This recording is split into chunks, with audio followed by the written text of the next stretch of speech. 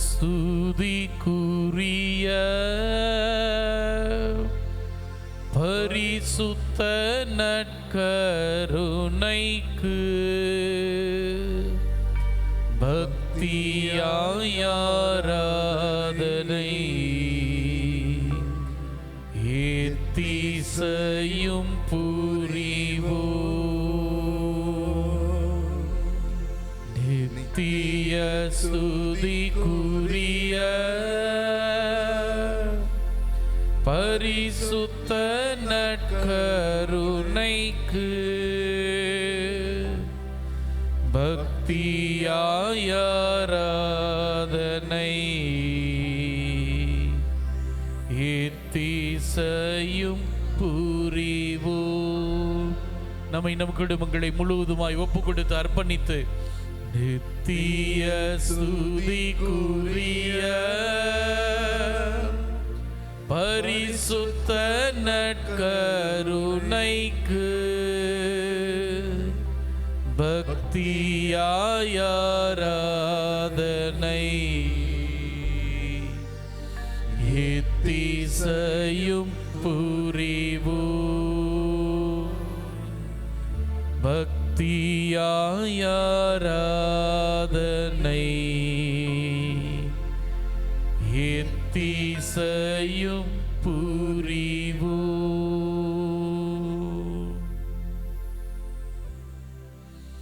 ஆண்டவருடைய வல்லமையான பிரசன்னத்தை உணர்வோம். இரண்டாவது நாள் நம்மை நம் குடும்பங்களை முழுவதுமாய் ஒப்பு கொடுத்து அர்ப்பணித்து இறைவனுடைய அருளை ஆசீரை பெற ஏற்ற தினமாய் அவர் திரு சமூகம் தேடி வந்திருக்கிறோம். எல்லா நிலையிலும் எங்களை நேசிக்கிற தெய்வமே, தெய்வீக சமூகத்தில் எங்களை ஒப்புக் கொடுக்கிறோம். நீர் வழிநடத்தும் என்று சொல்லி ஒப்புக் கொடுக்கலாமா? Praise the Lord. Praise the Lord. Hallelujah. Hallelujah. எந்திரிச்சு நிக்கலாம்.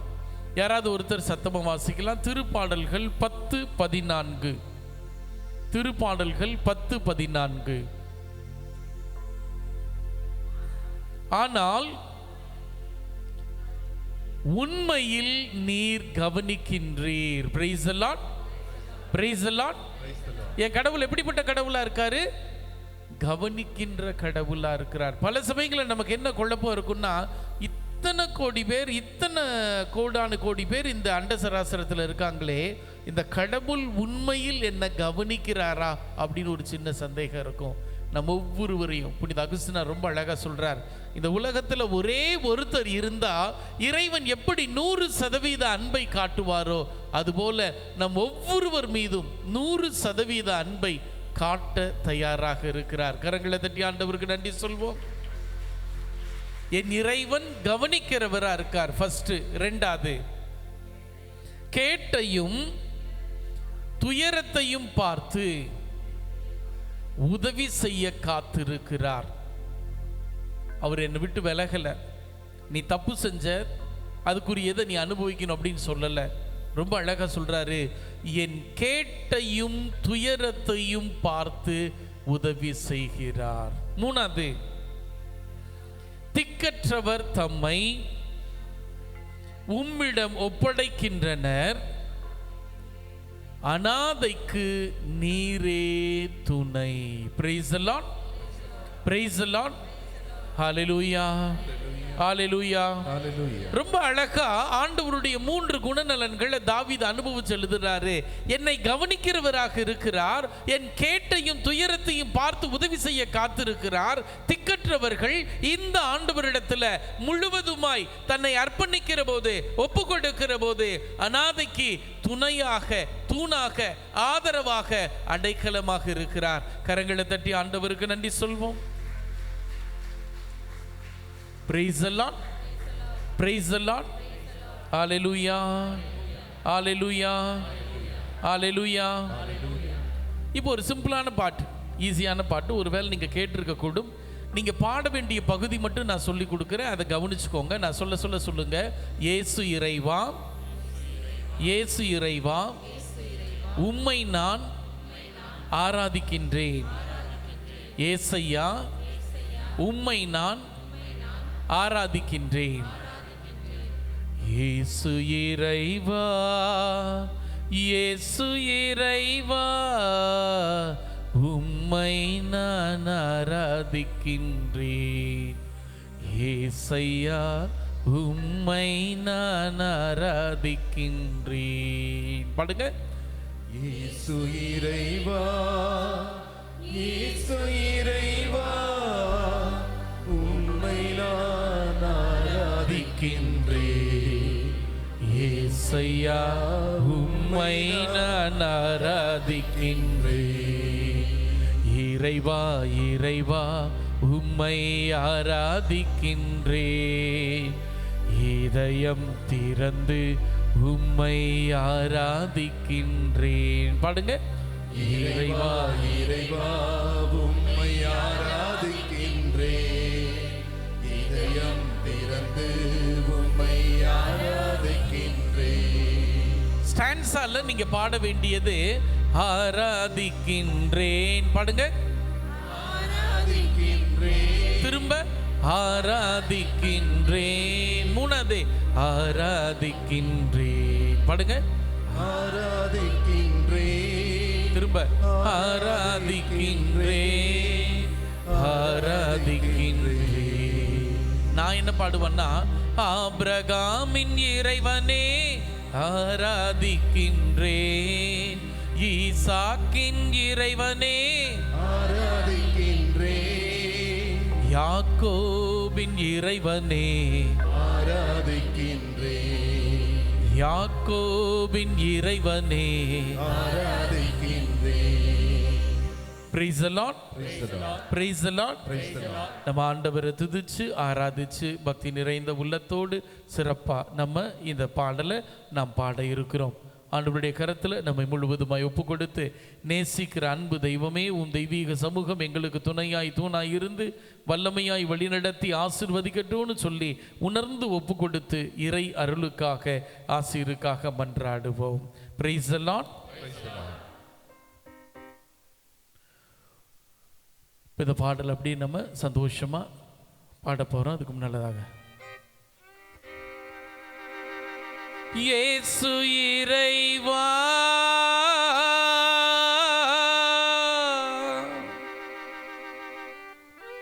இயேசு இறைவா,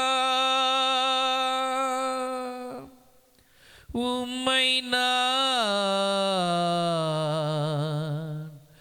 ஆராதிக்கின்றேன். உம்மை நான் ஆராதிக்கின்றேன். Praise the Lord. Praise the Lord. Praise the Lord. Hallelujah. Hallelujah. Hallelujah. Hallelujah. கரங்களை சந்தோஷமா தட்டி, இயேசு இறைவா, இயேசு இறைவா, உம்மை நான் ஆராதிக்கின்றேன். இயேசப்பா, உம்மை நான் ஆராதிக்கின்றேன். இயேசு இறைவா, இயேசு இறைவா, உம்மை நான் ஆராதிக்கின்றேன். இயேசையா, உம்மை நான் ஆராதிக்கின்றேன். Praise the Lord. Praise the Lord. கொஞ்சம் அந்த ரிதத்தோட, நேற்று ரொம்ப அழகாக தட்டினீங்க, அதே போல் அந்த ரிதத்தோட கை தட்டினீங்கன்னா அந்த ரிதத்துக்குள்ளே வந்தீங்கன்னா ரொம்ப நல்லா இருக்கும். மீண்டும் ஒரு முறை நம்ம பாடலாம். 1 2 3. இயேசு இறைவா, இயேசு இறைவா, உம்மை நான் இயேசப்பா, உம்மை நான் ஆராதிக்கின்றேன். ஒப்பு கொடுத்து, இயேசு இறைவா, இயேசு இறைவா, உம்மை நான் ஆராதிக்கின்றேன். இயேசப்பா, உம்மை நான் ஆராதிக்கின்றேன். இறைவா, இறைவா, உம்மை ஆராதிக்கின்றேன். இதயம் திறந்து உம்மை ஆராதிக்கின்றேன். இறைவா, இறைவா, உம்மை ஆராதிக்கின்றேன். இதயம் திறந்து உம்மை ஆராதிக்கின்றேன். ஆபிரகாமின் இறைவனே ஆராதிக்கின்றேன். ஈசாக்கின் இறைவனே ஆராதிக்கின்றேன். ஆபிரகாமின் இறைவனே ஆராதிக்கின்றேன். ஈசாக்கின் இறைவனே ஆராதிக்கின்றேன். யாக்கோபின் இறைவனே ஆராதிக்கின்றேன். யாக்கோபின் இறைவனே ஆராதிக்கின்றேன். இறைவா இறைவா உம்மை ஆராதிக்கின்றேன். இதயம் திறந்து உம்மை ஆராதிக்கின்றேன். இறைவா இறைவா உம்மை ஆராதிக்கின்றேன். இதயம் திறந்து உம்மை ஆராதிக்கின்றேன். வார்த்தையான இறைவனே ஆராதிக்கின்றேன். வாழ்வு தரும் இறைவனே ஆராதிக்கின்றேன். வார்த்தையான இறைவனே ஆராதிக்கின்றேன். வாழ்வளிக்கும் இறைவனே ஆராதிக்கின்றேன். வல்லமையின் இறைவனே ஆராதிக்கின்றேன். வல்லமையின் இறைவனே ஆராதிக்கின்றேன். இறைவா இறைவா உம்மை ஆராதிக்கின்றேன். இதயம் திறந்து உம்மை ஆராதிக்கின்றேன். இறைவா இறைவா உம்மை ஆராதிக்கின்றேன். இதயம் திறந்து உம்மை ஆராதிக்கின்றேன். இயேசு இறைவா இயேசு இறைவா உம்மை நான் ஆராதிக்கின்றேன். இயேசப்பா உம்மை நான் ஆராதிக்கின்றேன். எல்லாரும் சேர்ந்து இயேசு இறைவா இயேசு இறைவா உம்மை நான் ஆராதிக்கின்றேன். இயேசையா உம்மை நான் ஆராதிக்கின்றேன். நற்கருணை இறைவனே ஆராதிக்கின்றேன். மீட்பளிக்கும் இறைவனே ஆராதிக்கின்றேன். நற்கருணை இறைவனே ஆராதிக்கின்றேன். மீட்பளிக்கும் இறைவனே ஆராதிக்கின்றேன். மன்னிக்கும் இறைவனே ஆராதிக்கின்றேன். மன்னிக்கும் இறைவனே ஆராதிக்கின்றேன். இறைவா இறைவா உம்மை ஆராதிக்கின்றேன். இதயம் திறந்து உம்மை ஆராதிக்கின்றேன். உற்சாகமா இறைவா இறைவா உம்மை ஆராதிக்கின்றேன். இதயம் திறந்து உம்மை ஆராதிக்கின்றேன். உற்சாகமா இறைவா இறைவா உம்மை ஆராதிக்கின்றேன். இதயம் திறந்து உம்மை ஆராதிக்கின்றேன். நன்றி இயேசுவே நன்றி இயேசுவே நன்றி இயேசுவே நன்றி இயேசுவே நன்றி இயேசுவே நன்றி இயேசுவே நன்றி இயேசுவே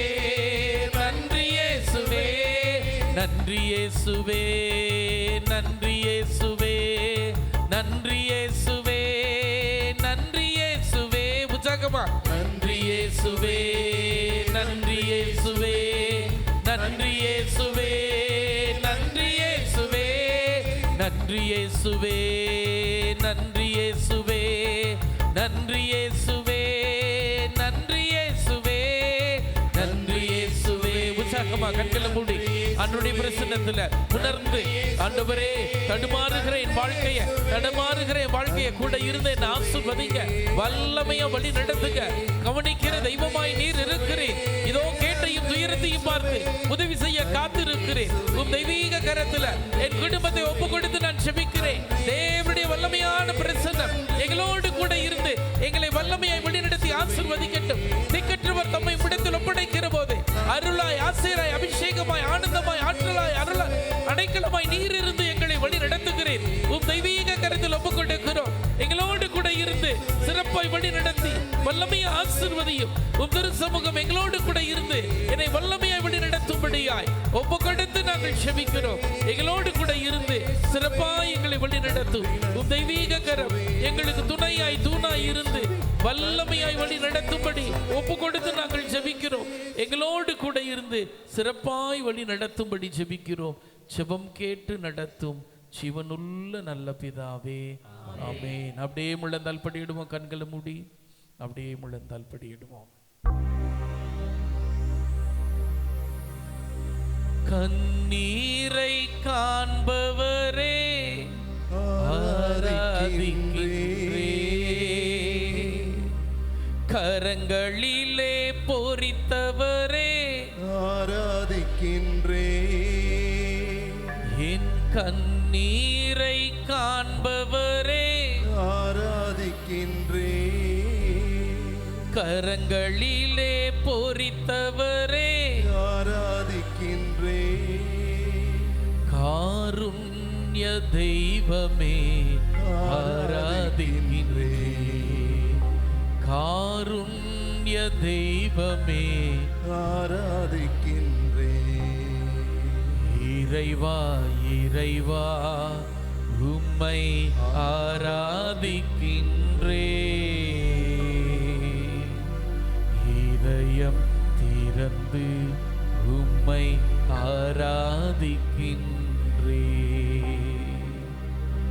இறைவா இறைவா உம்மை ஆராதிக்கின்றே, இதயம் திறந்து உம்மை ஆராதிக்கின்றே. கரங்களை உற்சாகமா தட்டி ஆண்டவருக்கு நன்றி சொல்வோம். இன்னும் உற்சாகமா, இன்னும் உற்சாகமா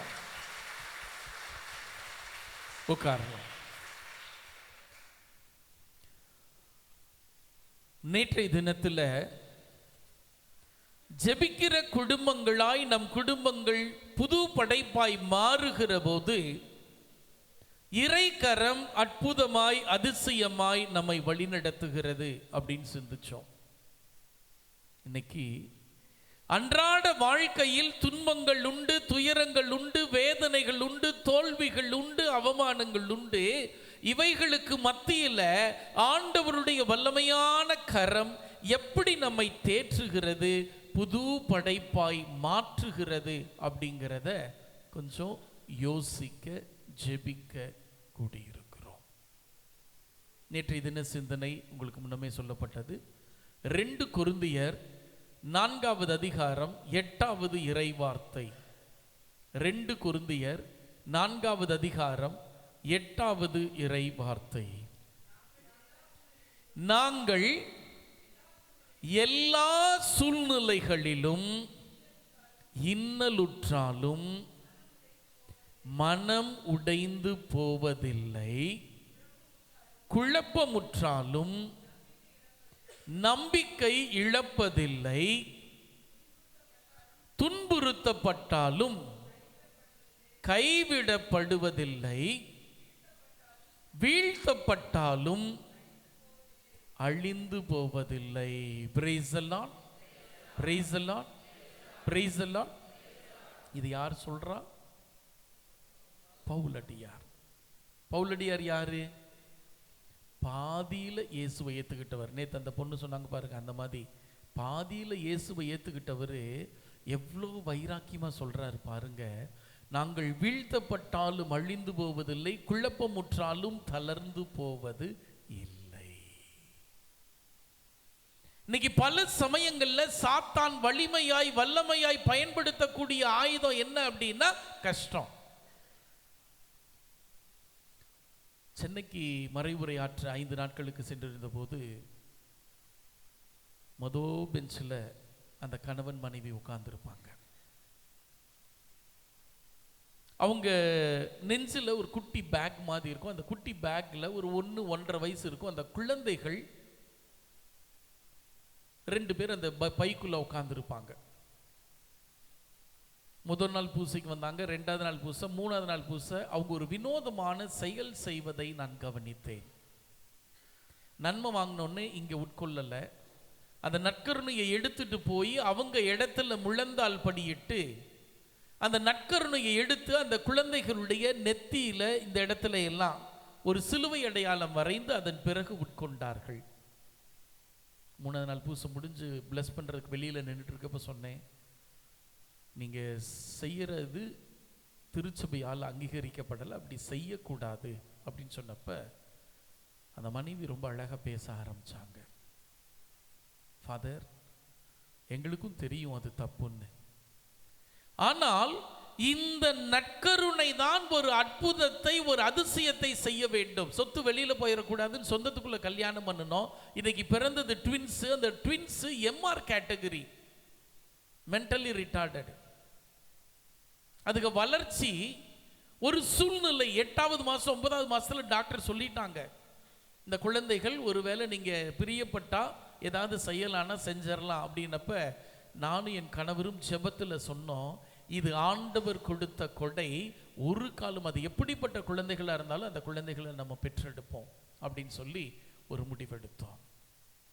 இந்த குழந்தைகளை பெற்றெடுத்து ஒவ்வொரு நாளும் திருப்பலிக்கு தவறுவது கிடையாது. பூசையில் ஃபர்ஸ்ட் பெஞ்சில் உட்கார்ந்துருப்போம். ஒவ்வொரு நாளும் இந்த நற்கருணை, இந்த உயிருள்ள ஆண்டவர் ஒரு அற்புதத்தை செய்வார், ஒரு அதிசயத்தை செய்வார், ஆழமாய் நம்புகிறோம், விசுவசிக்கிறோம் அப்படின்னு அவங்க சொன்னாங்க. நான் கேட்டேன், இவ்வளோ பக்தியா இருக்கீங்களே, இவ்வளோ பக்தியா இருக்கீங்களே, கடவுள் மீது கோபம் வந்ததுண்டா? என்னடா இவ்வளோ நம்பிக்கையா இருக்கிறோம், இவ்வளோ தான் இருக்கிறோம். வாசிங்க ஆமோஸ் புத்தகம் 5:6. ஆமோஸ் புத்தகம் 5:6. ஆண்டவரை தேடுங்கள், ஆண்டவரை தேடுங்கள், நீங்கள் வாழ்வீர்கள், நீங்கள் வாழ்வீர்கள். Price the Lord, praise the Lord. ஆண்டவரை தேடுனா, ஆண்டவரை தேடுனா வாழ்வோம். ஆப்போசிட்டா ஆண்டவரை தேடலைன்னா இல்லையே வாழ முடியாது. ஆண்டவரை தேடலைன்னா வாழ முடியாது. அப்ப இறை வார்த்தை பொய் சொல்லாதே. ஆனா அந்த பொண்ணு ஒருவேளை யோசிச்சிருக்கலாம், ஏன் கடவுள் எனக்கு இதை அனுமதிச்சிருக்கிறார். அவங்க அதை சொல்லல, நம்பிக்கையோட சொன்னாங்க, ஒவ்வொரு நாளும் ஆண்டவருக்கு நாங்கள் நன்றி சொல்லி கொண்டிருக்கிறோம். எனக்கு ஆச்சரியமா இருந்துச்சு, எப்படி நன்றி சொல்றீங்க? அந்த பொண்ணு சொன்னாங்க, இந்த குழந்தைகளை உலகிற்கு அனுப்புகிற போது ஆண்டவர் ஒருவேளை பார்த்துட்டு இருந்திருக்கலாம், எந்த பெற்றோருக்கு இந்த குழந்தைகளை கொடுத்தால் நான் எப்படி அன்பு செய்கிறேனோ, நான் எப்படி நேசிக்கிறேனோ, அதே அன்பை, அதே பாசத்தை, அதே அக்கறையை இந்த குடும்பத்திலிருந்து இவர்கள் கொடுக்க முடியும் என்று யோசித்த போதே கடவுளுடைய பார்வையில் ஒருவேளை நான் பட்டிருக்கலாம். அதனால கடவுள் கொடுத்ததா நான் நினைக்கிறேன். அதனால கடவுள் மேல எந்த கோபமும் இல்லை. ஒவ்வொரு நாளும் ஆண்டவருக்கு நன்றி செலுத்தி கொண்டிருக்கிறேன். நிச்சயம் ஒரு நாள் இந்த நற்கருணை என் குழந்தைகளை தொடும், உயிருள்ள ஆண்டவர் அற்புதத்தை செய்வார் அப்படின்னு சொன்னாங்க. அப்ப அது ஒரு மறைவுரையில், எங்களோட மறை மாவட்டத்தில் புலிகுளம் அப்படின்னு ஒரு திருத்தலம், அந்தோனியார் திருத்தலம். அந்த திருத்தலத்தில் ஒவ்வொரு 2வது செவ்வாய்க்கிழமை இவங்க திருப்பலி நிறைவேற்றுவது வழக்கம். அவங்க திருப்பலி நிறைவேற்றப்ப இந்த சாட்சியை சொல்லிட்டு, இந்த மாதிரி நம்பிக்கையோடு இருக்கிறார்கள், விசுவாசத்தோடு இருக்கிறார்கள் அப்படின்னு சொல்லி அந்த மறைவுரை அன்றைக்கு நம்பிக்கையை குறித்து வைத்த போது, திருப்பலிக்கு பின் வெளியில மந்திரிச்சிட்டு இருக்கிறப்ப ஒரு மனைவியும் ஒரு வாலிப பிள்ளையும், ஒரு 18-19 வயசு இருக்கும் அந்த பொண்ணுக்கு, 2 பேரும் நின்னாங்க. என்னங்கா அப்படின்னு கேட்டப்ப சொன்னாங்க, இல்லை ஃபாதர், நீங்க எல்லாத்தையும் பிளஸ் பண்ணுங்க, நாங்க கொஞ்சம் பேசணும். சொல்லுங்க என்ன அப்படின்னு கேட்டபோது அவங்க சொன்னாங்க, ஃபாதர், என் கணவர் படுத்த படுக்கையாய் 13 ஆண்டுகள் இருக்கிறார், என்னன்னே தெரியல. கிட்டத்தட்ட தமிழ்நாடு, கேரளா, ஆந்திரா, கர்நாடகா 4 மாநிலத்தில் இருக்கிற எல்லா மருத்துவர்களையும் சந்திச்சாச்சு. எங்க போனாலும் எதுவுமே இல்லை, ஏன் இப்படி இருக்கிறாரு, என்ன ஆச்சுன்னு ஆச்சரியமா பார்க்கறாங்க. இன்னும் ஆச்சரியமா சொல்லணும்னா, என் கணவர் நிபுணத்துவம் பெற்ற டாக்டர் ஜார்ஜ், ரொம்ப ஃபேமஸான ஒரு சர்ஜன். ஆனால் 13 வருஷமா படுத்த படுக்கையா இருக்கிறாரு. நானும் என் வாலிப பிள்ளையும் தான் அவங்கள பார்த்துக்கிறோம். ஒவ்வொரு நாளும் திருப்பலி நாங்கள் தவறுறதில்லை, ஆராதனையை மிஸ் பண்ணுறதில்லை, ஆண்டவருடைய பிரசன்னத்தில் இருக்கிறோம். ஒவ்வொரு நாளும் 3 மணிக்கு இறைவனுடைய இறையிறக்கத்தை ஜெபத்தை சொல்கிறோம். திங்கட்கிழமை குழந்தை மாதா கோயில், செவ்வாய்க்கிழமை அந்தோனியார் கோயில், புதன்கிழமை சகாய மாதா, வியாழக்கிழமை குழந்தை இயேசு, வெள்ளிக்கிழமை இறையிறக்காண்டவர், சனிக்கிழமை பாத்திமா மாதா, ஞாயிற்றுக்கிழமை எங்கள் பங்கு. ஒரு நாளும் திருப்பலி தவறு விடுகிறதில்லை. ஒவ்வொரு வெள்ளிக்கிழமையும் ஒரு வேன் வச்சு ஒரு 20-25 பேரை நாங்கள் இடைக்காட்டூர் கூட்டிகிட்டு போயிட்டு இருக்கோம். நல்லா வேண்டிக்கோங்க. என் கணவர் குழந்தை போல இருக்கார், படுத்த படுக்கையாக இருக்கார். ஒரு இட்லி ஊட்டுறதுக்கு கிட்டத்தட்ட 1 மணி நேரம் ஆகுது. அரைச்சு அதுக்கு கொஞ்சம் கொஞ்சமாக கொடுத்து தான் இது பண்ணிட்டு இருக்கோம். நல்லா வேண்டிக்கோங்க அப்படின்னாங்க.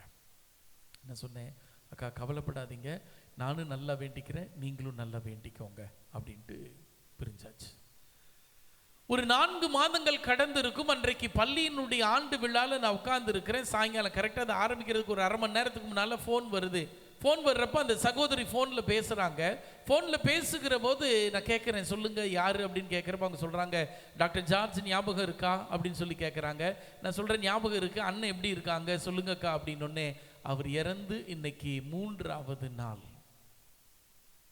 அவர் இறந்து இன்னைக்கு 3வது நாள் அப்படின்னாங்க. நான் சொன்னாக்கா கவலைப்படாதீங்க, God may have some other plan. ஒரு சில சூழ்நிலைகள், ஒரு சில காரியங்கள் நம் புத்திக்கு எட்டாது, நம்மால் விளங்கி கொள்ள முடியாது. இது ஏன் நடக்குது, எதனால நடக்குதுன்னு நம்மளால உணர்ந்து கொள்ள முடியாது. அப்படிப்பட்ட சூழ்நிலையில யூ ஜஸ்ட் சரண்டர். கடவுளுடைய பிரசன்னத்தில் உங்க வாலிப பிள்ளையை ஒப்பு கொடுங்க. கண்டிப்பா கடவுள் ஒரு கதவை சாத்தினாருன்னா ஒரு ஜன்னலை திறப்பாருங்கான்னு சொன்ன உடனே அடுத்தது கோபத்தில் பேச ஆரம்பிச்சாங்க. நிறுத்துங்க ஃபாதர், நிறுத்துங்க.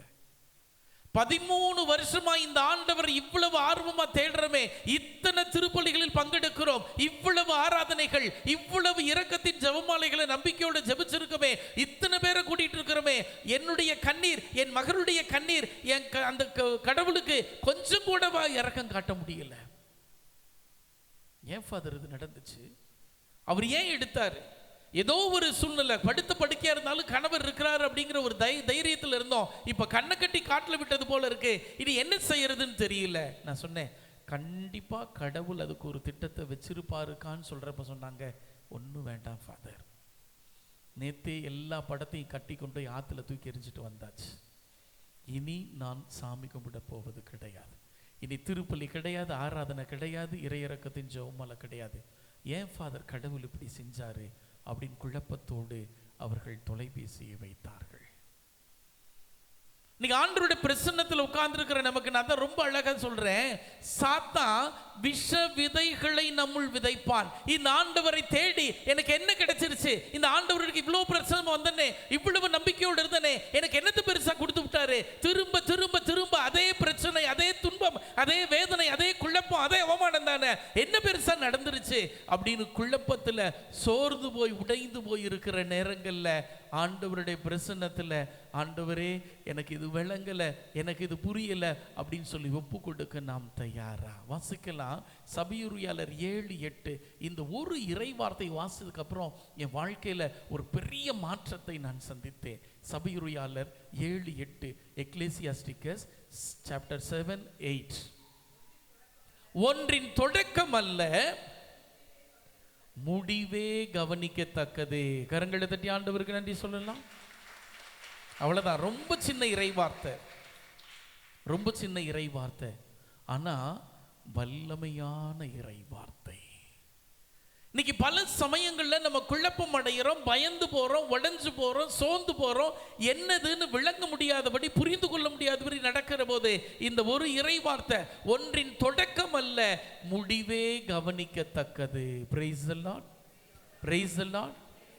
ஆங்கிலத்தில் ரொம்ப அழகா ஒரு சொற்றொடர் சொல்லுவாங்க, every miracle in the Bible first started as a problem.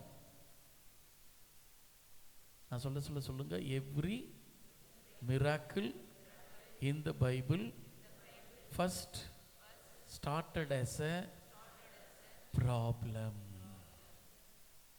சாத்தான் என்ன பண்ணுவான்? அவ்வளவுதான், உன் வாழ்க்கை முடிஞ்சு போச்சு, இனி உன்னால ஒன்றும் செய்ய முடியாது, இனி நீ எந்திரிக்கவே முடியாது, அவ்வளவுதான் அப்படிங்கிற ஒரு விஷ விதையை நம்முள் விதைப்பான். நம்ம சொல்ல வேண்டியது என்ன? இந்த ஆண்டவர் இம்மானுவேலாக என்னோடு இருக்கிறார்னு எல்லா நிலையிலும் சூழ்நிலையிலும் சொல்லுவதற்குரிய திறனி என்னிடத்தில் இருக்கிறதா? Price the Lord, praise the Lord, praise the Lord. இன்னைக்கு அதைத்தான் நம்ம யோசிச்சு பார்க்கணும். துன்பங்கள் உண்டு, கஷ்டங்கள் உண்டு, ஆனா இந்த கஷ்டத்துல, இந்த துன்பத்துல இறைவனுடைய வல்லமையான பராமரிப்பை நான் உணர்ந்து இருக்கிறேனா, அதை நான் அனுபவிக்கிறேனா அப்படிங்கிறத மட்டும் நாம் உணர்ந்து கொண்டால் நிச்சயமா நம்முடைய வாழ்க்கை வேற மாதிரி ஆகும். இந்த தவக்காலத்தினுடைய தயாரிப்பு நற்கருணை பிரசன்னத்தில் உட்கார்ந்துருக்கோம். ஒன்றின் தொடக்கம் அல்ல. வேதாகமத்தில் எந்த புத்தகத்தை வேணா எடுத்து பாருங்க, ஒவ்வொரு புதுமையும், ஒவ்வொரு அற்புதமும், ஒவ்வொரு அதிசயத்தின் துவக்கம் என்னவா இருந்துச்சு? பிரச்சனையா இருந்துச்சு, குழப்பமா இருந்துச்சு, பயமா இருந்துச்சு, அச்சுறுத்துகிறதா இருந்துச்சு. காணா ஒரு திருமணம், புதுமைகள் ஒவ்வொன்றும் பார்வை பறி போனது. அது எல்லாம் பார்த்தீங்கன்னா தொடக்கம் பிரச்சனையா இருக்கும். when they were ready to trust and surrender themselves to Jesus, இந்த ஆண்டவருடைய பிரசன்னத்தில் முழுவதுமாய் அர்ப்பணிக்க ஒப்பு கொடுக்க தயாராக இருந்தபோது இந்த ஆண்டவர் பெரிய காரியத்தை செஞ்சாரு. அதனால தான் துவக்கத்தில் எல்லாம் குழப்பமா இருக்கும். இன்னைக்கு நீங்க கூட கலக்கத்தோட குழப்பத்தோட வந்திருக்கலாம். ஆமா இல்ல, என்ன கிடைச்சது, என்ன நடந்துச்சு, ஒன்றும் ஆகலையே.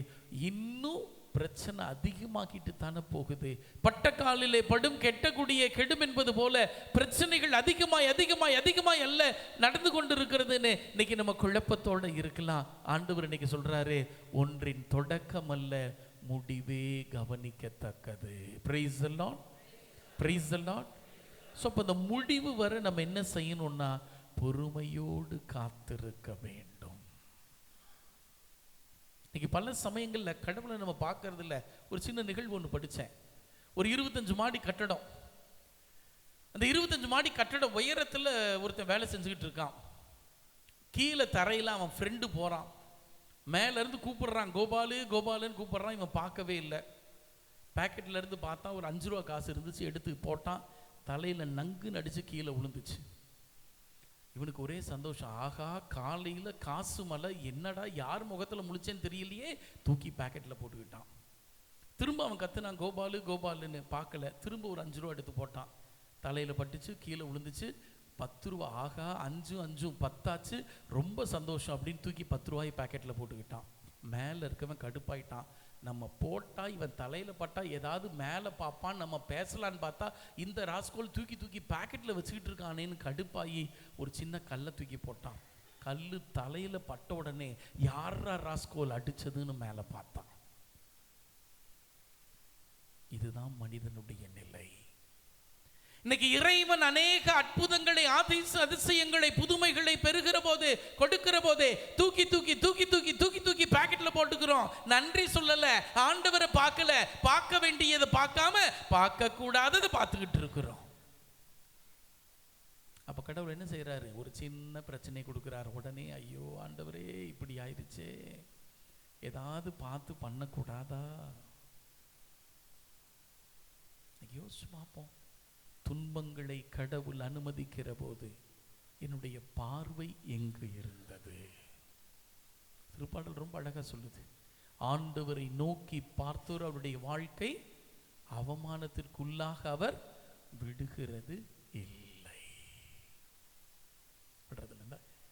God loves me so much. அந்த அளவு நேசிக்கிறார், அந்த அளவு நேசிக்கிறார். இந்த துன்பத்தில் இந்த ஆண்டவரை ஆழமாய் நாம் பற்றி கொள்கிற போது என்னங்க சம்பந்தம்? நமக்காக ஏன் அவர் விண்ணகம் திறக்கணும்? பிலிப்பியர் புத்தகம் 2வது அதிகாரம் 6 7 8 வாசிங்க பார்க்கலாம். ரொம்ப அழகா கடவுள் எப்படி நம்மளை அன்பு செய்கிறார், அதனோட உச்சம் என்ன அப்படிங்கிறது ரொம்ப அழகா அங்க காட்டும். கடவுள் வடிவில் விளங்கிய அவர் கடவுளுக்கு இணையாய் இருக்கும் நிலையை வலிந்து பற்றி கொண்டிருக்க வேண்டியதொன்றாக கருதவில்லை. தம்மையே வெறுமையாக்கி அடிமையின் வடிவை ஏற்று, அடிமையின் வடிவை ஏற்று ஒப்பானார். இன்னைக்கு அதை தான் நம்ம புரிஞ்சுக்கணும். தவ காலத்துல அவர் கடவுள் அப்படிங்கிற நிலையில அப்படியே இருக்கல, இறங்கி வந்தாரு. உங்களுக்காக எனக்காக துன்பங்களை, பாடுகளை மனமு வந்து சந்தோஷமாய் கீழ்ப்படிந்து ஏற்றுக்கொண்டார். Price the Lord, praise the Lord, praise the Lord. அந்த அன்பை உணர்ந்துட்டோம் அப்படின்னா, அந்த பாசம் புரிஞ்சிருச்சு அப்படின்னா நம்ம வாழ்க்கை வேற மாதிரி ஆயிடும்.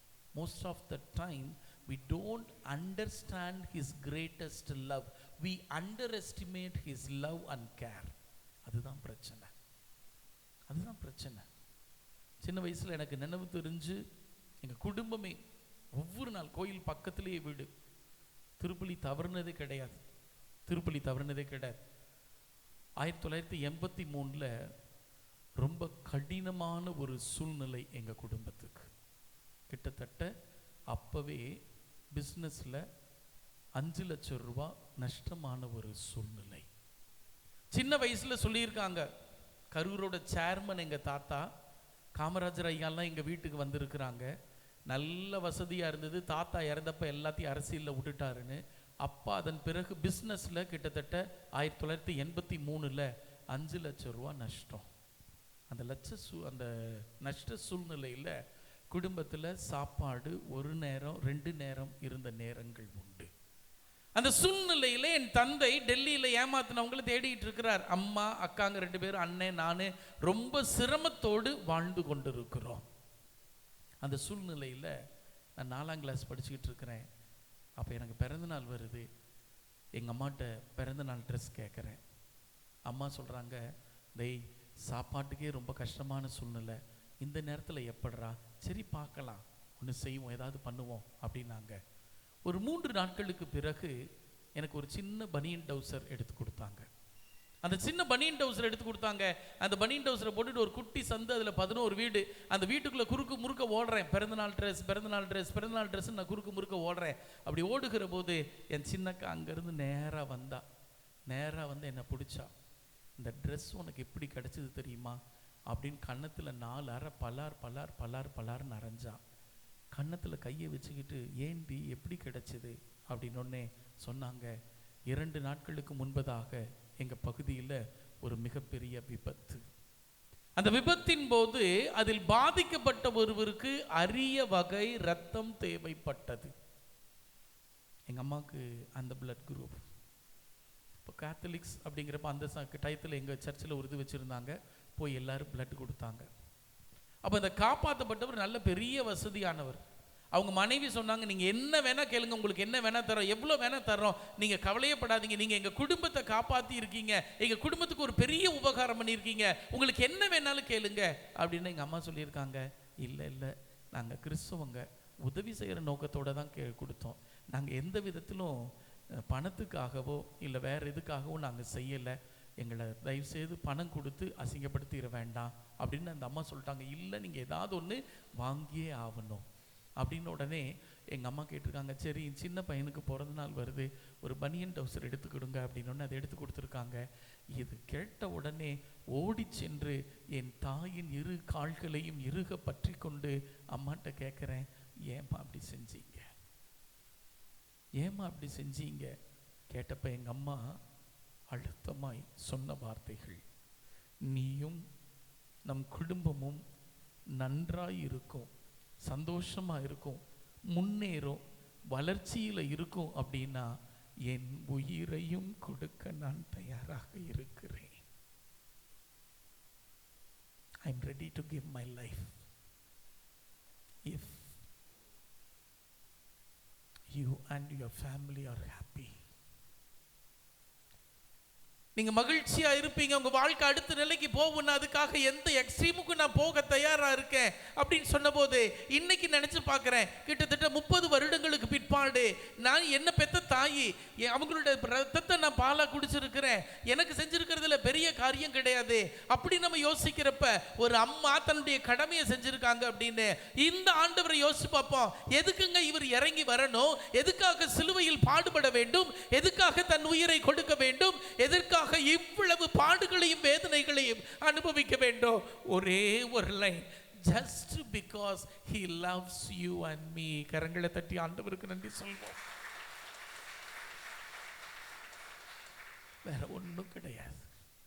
அந்த துன்பத்தை அந்த கஷ்டத்தை ஆண்டவர் ஏத்துக்கிறப்ப எங்க அம்மா சொன்னது மேபி சுயநலமா இருக்கலாம், என் புள்ள என் கணவர் என் பிள்ளைங்க நல்லா இருந்தா போதும் நான் அதுக்காக செய்யறேன். இவருக்கும் நமக்கு என்னங்க சம்பந்தம்? அப்படி நம்ம கீழ்ப்பிடிஞ்சிட போறோமா? அப்படி நம்ம அவரை பின்பற்றிட போறோமா? இல்லையே. இன்னைக்கும் உதாரி பிள்ளைகள் அவருடைய அன்பை உணர்ந்துக்காம புரிஞ்சுக்காம உதாசீனப்படுத்தி தூரதான நம்ம போயிட்டு இருக்கிறோம். ஆண்டவர் சொல்றார், just because I love you, உங்களை முழுவதுமாய் நான் அன்பு செய்கிறேன், அன்பு செய்த அந்த அன்பை முழுவதுமாய் காட்டுவதற்கு நான் தயாராக இருக்கிறேன். இன்னைக்கு அதை உணர்ந்துகிட்டோம்னா, அதை புரிஞ்சுக்கிட்டோம்னா போதும், நம்முடைய வாழ்க்கை அடுத்த கட்டத்திற்கு பயணிப்பதற்கு சிறப்பாக இருக்கும். வாசிக்கலாம் 1 பேதுரு 4:12. துன்பங்களை கடவுள் ஏன் அனுமதிக்கிறார்? துன்பங்களை கடவுள் ஏன் அனுமதிக்கிறார்? Just to show that he is there always. இப்போதும் எப்போதும் அவர் இருக்கிறார், வழிநடத்துகிறார் என்பதை உணர்ந்து கொள்வதற்காக, புரிந்து கொள்வதற்காக கடவுள் இந்த ஒரு அருமையான காரியத்தை செய்யறாரு. 1 பேதுரு 4:12 வாசிக்கலாம். அன்புக்குரியவர்களே, துன்பத்தில் நீங்கள் சோதிக்கப்படும் போது ஏதோ எதிர்பாராதது நேர்ந்து விட்டதென வியக்காதீர்கள். Praise the Lord, praise the Lord, praise the Lord. இன்னைக்கு அதுதாங்க நமக்கு. ஏதோ எதிர்பாராது நடந்துருச்சுன்னு நினைக்காதீங்க. தொடர்ந்து மாறாக கிறிஸ்துவின் துன்பங்களில் நீங்கள் இத்துணை பங்கு கொள்கிறீர்கள், எண்ணி மகிழுங்கள்.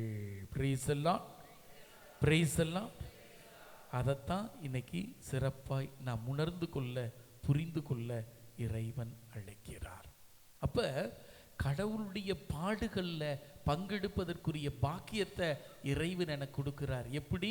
அன்றாட சந்திக்கிற துன்பங்கள், துயரங்கள், வேதனைகளை மகிழ்ச்சி நிறைந்த உள்ளத்தோடு அவர் எப்படி கீழ்ப்படிந்து ஏற்றுக்கொண்டாரோ, அவர் எப்படி முழுவதுமாய் ஒப்பு கொடுத்தாரோ, அதுபோல நீங்களும் நானும் இருப்பதற்குரிய அருளை, ஆசீரை இந்த இறைவன் கொடுக்க தயாராக இருக்கிறாரு. நான் உணர்ந்திருக்கிறேன். Praise the Lord, praise the Lord. Hallelujah, ஹல்லேலூயா.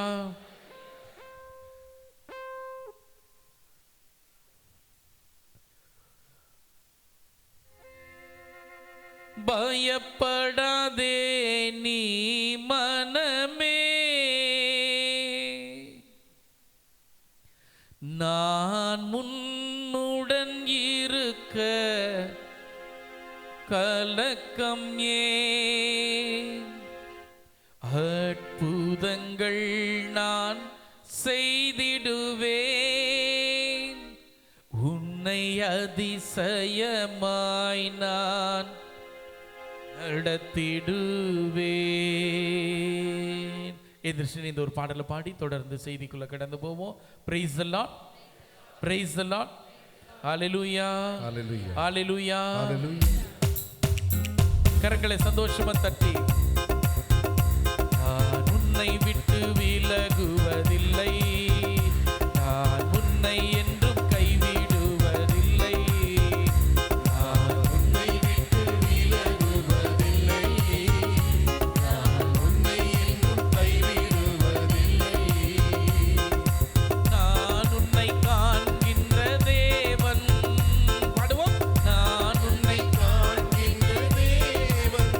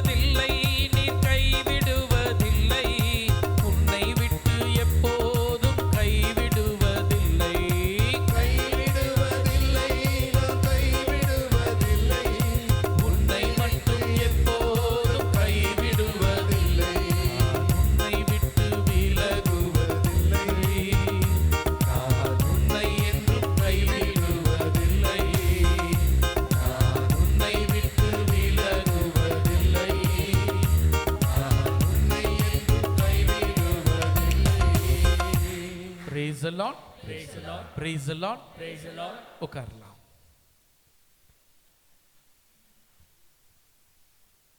வாசிக்கலாம். பிலிப்பியர் புத்தகம் 1:29. பிலிப்பியர் புத்தகம் 1:29. நல்ல கவனிங்க, முக்கியமான ஒரு இறை வார்த்தை. ஏனெனில் கிறிஸ்துவிடம் நம்பிக்கை கொள்வதற்கு மட்டும் அல்ல, அவருக்காக துன்பங்களை ஏற்பதற்கும் நீங்கள் அருள் பெற்றுள்ளீர்கள். கரங்களை தட்டி ஆண்டவருக்கு நன்றி சொல்லலாம். பல சமயங்களில் நம்ம என்ன கேட்குறோம்? கஷ்டமே இருக்கக்கூடாது, துன்பமே இருக்கக்கூடாது, வேண்டாம் ஆண்டவரே, வேண்டாம் ஆண்டவரேங்கிறோம். ஆனால் பிலிப்பியர் புத்தகத்தில் ரொம்ப அழகா சின்னப்பர் சொல்றாரு, நீங்கள் வெறும் நம்பிக்கை கொள்வதற்கு மட்டுமல்ல, துன்பங்களை ஏற்பதற்கும் அருளை பெற்றிருக்கிறீர்கள். இந்த புனிதருடைய வாழ்க்கை வரலாறு எனக்கு ரொம்ப பிடிக்கும். ரிட்ரீட்ஸ்லாம் போகிறப்ப நிறைய சொல்லுவேன். அதில் என்னை ரொம்ப பாதிச்ச ஒரு இளம் அருளாளர் லூச்சி சியரா பதோனா.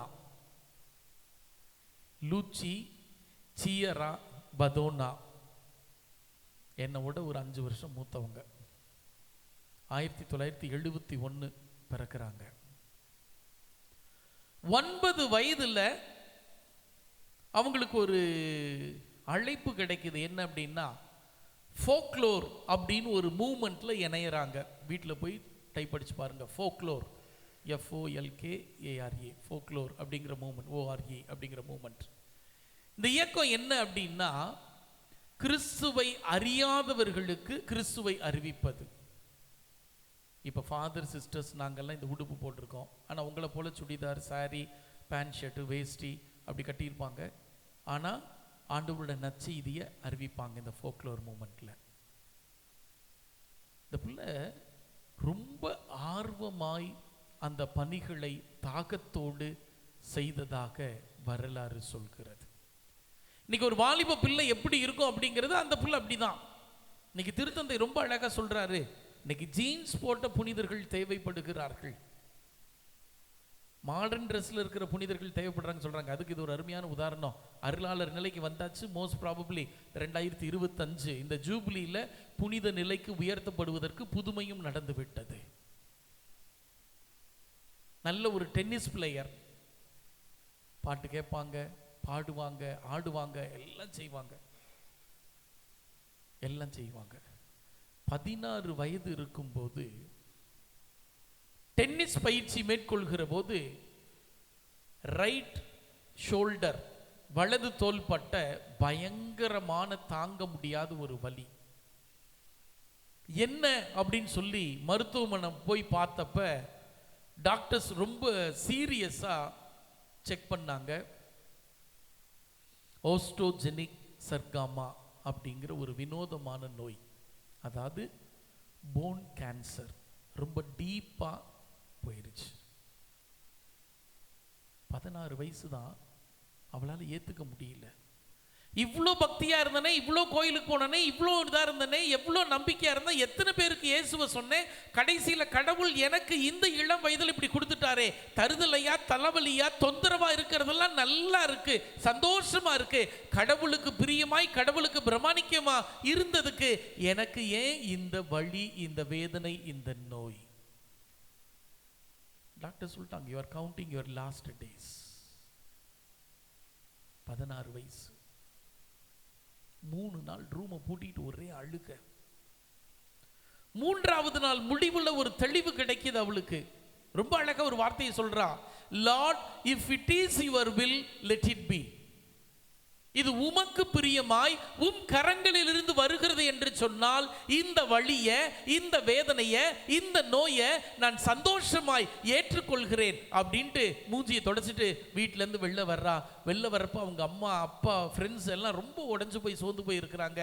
எப்படி இவளுக்கு ஆறுதல் சொல்லுதுன்னு இருக்கிறப்ப அவ சொல்றா, இனி வர நாட்கள்ல இன்னும் அதிகமான மருத்துவமனைகளை நான் சந்திக்க போகிறேன், இன்னும் அதிகமான நோயாளிகளை சந்திக்க போகிறேன். அந்த நோயாளிகளை சந்தித்து அவர்களுக்கு ஆறுதல் சொல்ல போறேன். இந்த இறைவன் என்னை எப்படி வழி நடத்தினார், என்னை எப்படி பராமரிச்சார், உங்களையும் பராமரிப்பார், நீங்க நம்புங்க அப்படின்னு சொல்லி நான் சொல்ல போறேன் அப்படின்னு சொல்லிட்டு ஒவ்வொரு நாளும் அதிகப்படியான மருத்துவமனைகளை நோயாளிகளை சந்தித்ததாக வரலாறு சொல்லுகிறது. ஃப்ரெண்ட்ஸ் சொல்றாங்க, ஆறுதல் சொல்லணும்னு நினைச்சோம், ஆனா அவற்றிருந்து ஆறுதல் எங்களுக்கு கிடைச்சது.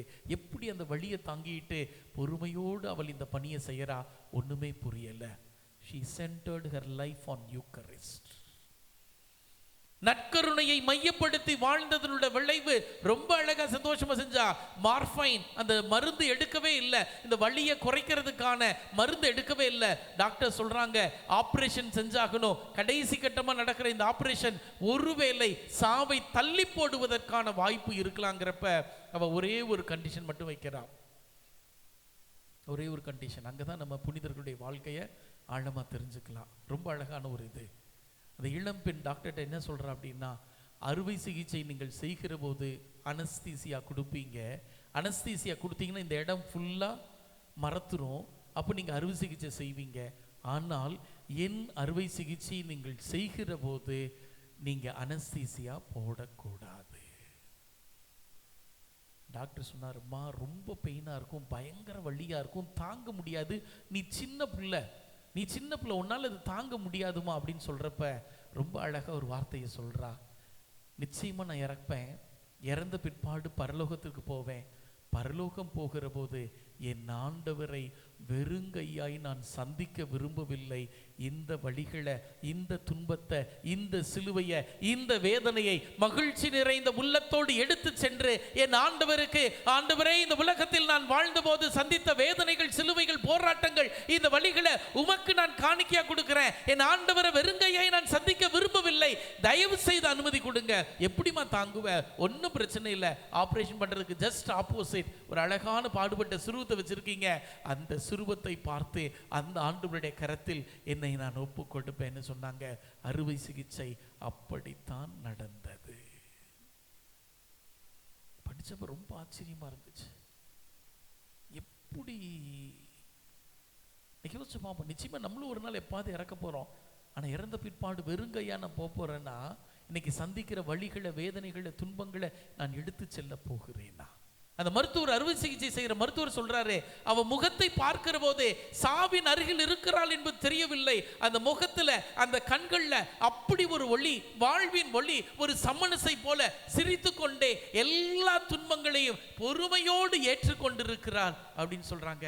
கடைசியா ரொம்ப அழகான ஒரு வார்த்தையை சொல்லி இறந்து போறா. 18 வயசுல 2 ஆண்டு போராட்டங்களுக்கு பிறகு அக்டோபர் 7ஆம் தேதி அவங்க இறந்து போறாங்க. இறக்கிறதுக்கு முன்னால சொல்றாங்க, I love my Jesus. Every suffering and pain means a lot and a ladder to reach my Jesus. கரங்களை தட்டி ஆண்டவருக்கு நன்றி சொல்வோம். இன்னைக்கு கஷ்டத்தை கடவுள் சும்மா கொடுக்கலைங்க, துன்பத்தை கடவுள் சும்மா கொடுக்கல. இன்னைக்கு நம்ம வெறுங்கையா அவரை சந்திச்சிடக்கூடாதுங்கிற ஒரு இயக்கத்தோட ரொம்ப அழகா அந்த பதோனாவுடைய வாழ்க்கை வாசிக்கிறப்ப 1 பேதுரு 4:19 வாசிங்க. ரொம்ப அழகான ஒரு இறை வார்த்தை. ஆகவே நல்ல கவனிங்க, கடவுளுடைய திருவுளப்படி துன்பப்படுகிறவர்கள் நன்மை செய்வதில் நிலைத்திருந்து படைத்தவரிடம் தங்களை ஒப்படைப்பார்களாக. ஏன் ஒப்படைக்கணுமா? ஏன் ஒப்படைக்கணும்? அவ்வளவுதான், இந்த 2 வார்த்தை போதுங்க. 1 பேதுரு 4:19, நன்மை செய்கிற போது தீமைகள் நடக்கிறப்ப அந்த புள்ள போல சாத்தான் நம்ம விதத்தில் வைப்பான். நீ இவ்வளோ பக்தியா இருந்தியே, இப்படி கோயிலுக்கு போனியே, இவ்வளோ சாமி கும்பிட்டியே, இறை வார்த்தையை வாசிய, ஜெபமால எத்தனை சொன்ன, கடைசியில் கடவுள் பத்தி அவனை கைவிட்டுட்டாரு. இல்ல, இந்த வழிகள், இந்த துன்பங்கள், இந்த வேதனைகள், இந்த அவமானங்கள், இந்த தோல்விகள், இந்த குழப்பங்கள் எல்லாம் ஆண்டவருடைய பிரசன்னத்தில் நான் காணிக்கையாய் கொடுக்க நான் அவரை நம்புவேன், அவரை மட்டுமே நம்புவேன்னு சொல்லி நம்ம அறிக்கையிடும். திருப்பாடல் 55:22 ரொம்ப அழகா சொல்லுது பாருங்க. திருப்பாடல் 55:22, கொஞ்சம் வேகமா பார்த்தீங்கன்னா நிறைய காரியங்கள் பார்க்கலாம். திருப்பாடல் 55:22. ஆண்டவர் மேல் உன் கவலையை போட்டு விடு, அவர் உனக்கு ஆதரவளிப்பார். கவலைகளை நீ சுமந்துட்டு இருக்க வேண்டியது இல்லை. நேத்தே சொன்னேன். அப்ப அந்த கவலைகளை, கஷ்டங்களை, துன்பங்களை எனக்காய் சுமக்க இந்த ஆண்டவர் தயாராக இருக்கிறார். Provider. I am ready to trust and surrender my self. ஏன் துன்பங்களை கொடுக்கிறாரு? ஒரு சின்ன நிகழ்வு ரொம்ப அழகா வாசிச்சப்ப பிடிச்சிருந்துச்சு. 1983 சுப்புடு அப்படிங்கிறவர் வில்லுப்பாட்டில் தமிழ்நாட்டில் ஒரு குட்டி கதை ஒன்று சொல்லுவார். பாலும் அதன் வருத்தமும். இந்த கதையோட முடிவில் ஏன் கஷ்டம், எதுக்காக துன்பம், இந்த துன்பங்கள் நம்மளை என்ன செய்யுது அப்படிங்கிறதே ஆழமாய் உணர்ந்து கொள்ள, புரிந்து கொள்ள ஒரு அருமையான வாய்ப்பாக இருக்குது. சாயங்காலம் 4:30 மணி, பசு மடியில் பால் ரெடியாக இருக்குது. பசு மடியில் இருக்கிற பால் என்ன பண்ணுது? கத்துது. ஐயோ, நான் வெளியில் போக விரும்பல, இங்கே நான் சேஃபாக இருக்கேன், இங்கே நான் செக்யூர்டாக இருக்கேன், இருட்டாக இருக்குது, இருந்தாலும் பரவாயில்ல, வெளியில் போனால் மனிதர்கள் மோசம், வெளியில் போனால் மனிதர்கள் ரொம்ப கேவலமாக நடத்துவாங்க, நான் கேள்விப்பட்டிருக்கேன், நான் வெளியில் போக விரும்பலை அப்படின்னு பால் சத்தம் போட்டுக்கிட்டு இருக்கு. பால்காரர் வர்றாரு, தண்ணி போடுறாரு, போட்டு எண்ணெய் வச்சு பாலை பீச்சுறார். அந்த பால் கத்துது. ஐயோ, நான் வெளியில் போகலை, இப்படியே என்னை விட்டுருங்குதே.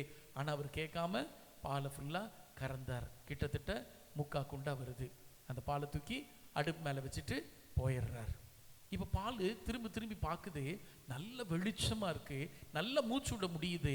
அட முட்டாள்தனமாக நான் தான் இந்த மனிதர்கள் சொன்னதை நம்பிட்டு இருந்துட்டேனே, எவ்வளோ வெளிச்சமாக இருக்கு, எவ்வளோ நல்லா இருக்கு, இப்படியே இருந்தா வாழ்க்கை எவ்வளோ நல்லா இருக்கும்னு நினைக்கிறப்ப பால்காரமா வந்து பாலை தூக்கி அடுப்பில் வச்சு சிம் 1 ஆன் பண்ணாங்க. சிம் 1 எப்படி இருக்கும்? நல்ல தூய தமிழ்ல சொல்லணும்னா வனத்தியா இருக்கும், லைட்டா சூடா இருக்கும். அப்படியே எதமா அந்த பால் என்ன நினைச்சது, இது நல்ல சொகுசா இருக்கு, இப்படியே இருந்தா நல்லா இருக்கும், வாழ்க்கை ஃபுல்லா இப்படியே போனா நல்லா இருக்கும்னு நினைக்கிறப்ப சிம் 2 என்ன ஆகும்? கொஞ்சம் சூடு அதிகமாகும். இப்போ பால் அன்கம்ஃபர்டபுளாக ஃபீல் பண்ணுது. ஆகா, என்னமோ எரியுது, என்னமோ சுடுது அப்படின்னு பார்க்குறப்ப சிம் 3 என்ன ஆகும்? தகன்னு கொதிக்குது. பால் கதறுது. ஐயோ எரியுது, நான் கேட்குறேனே, சத்தம் போடுறேனே, குறை, இவ்வளோ ஹீட்டாக இருக்குது, தயவு செய்து குறை அப்படின்னுச்சு. அந்த அம்மா ஒன்றுமே கவனிக்கல. அவங்க கூலாக இப்படி பார்த்துக்கிட்டு இருக்கிறாங்க. இந்த பால் கோவத்தில் என்ன பண்ணுச்சு? பொங்கி வந்துருச்சு.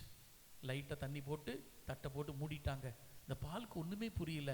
நான் பாட்டுக்கு பேசாமல் பசுமடியில் இருந்தேன், என்னை எதுக்கு கறந்தாங்க, என்னை கறந்து பேசாமல் விடாமல் எதுக்கு அடுப்பில் வச்சாங்க?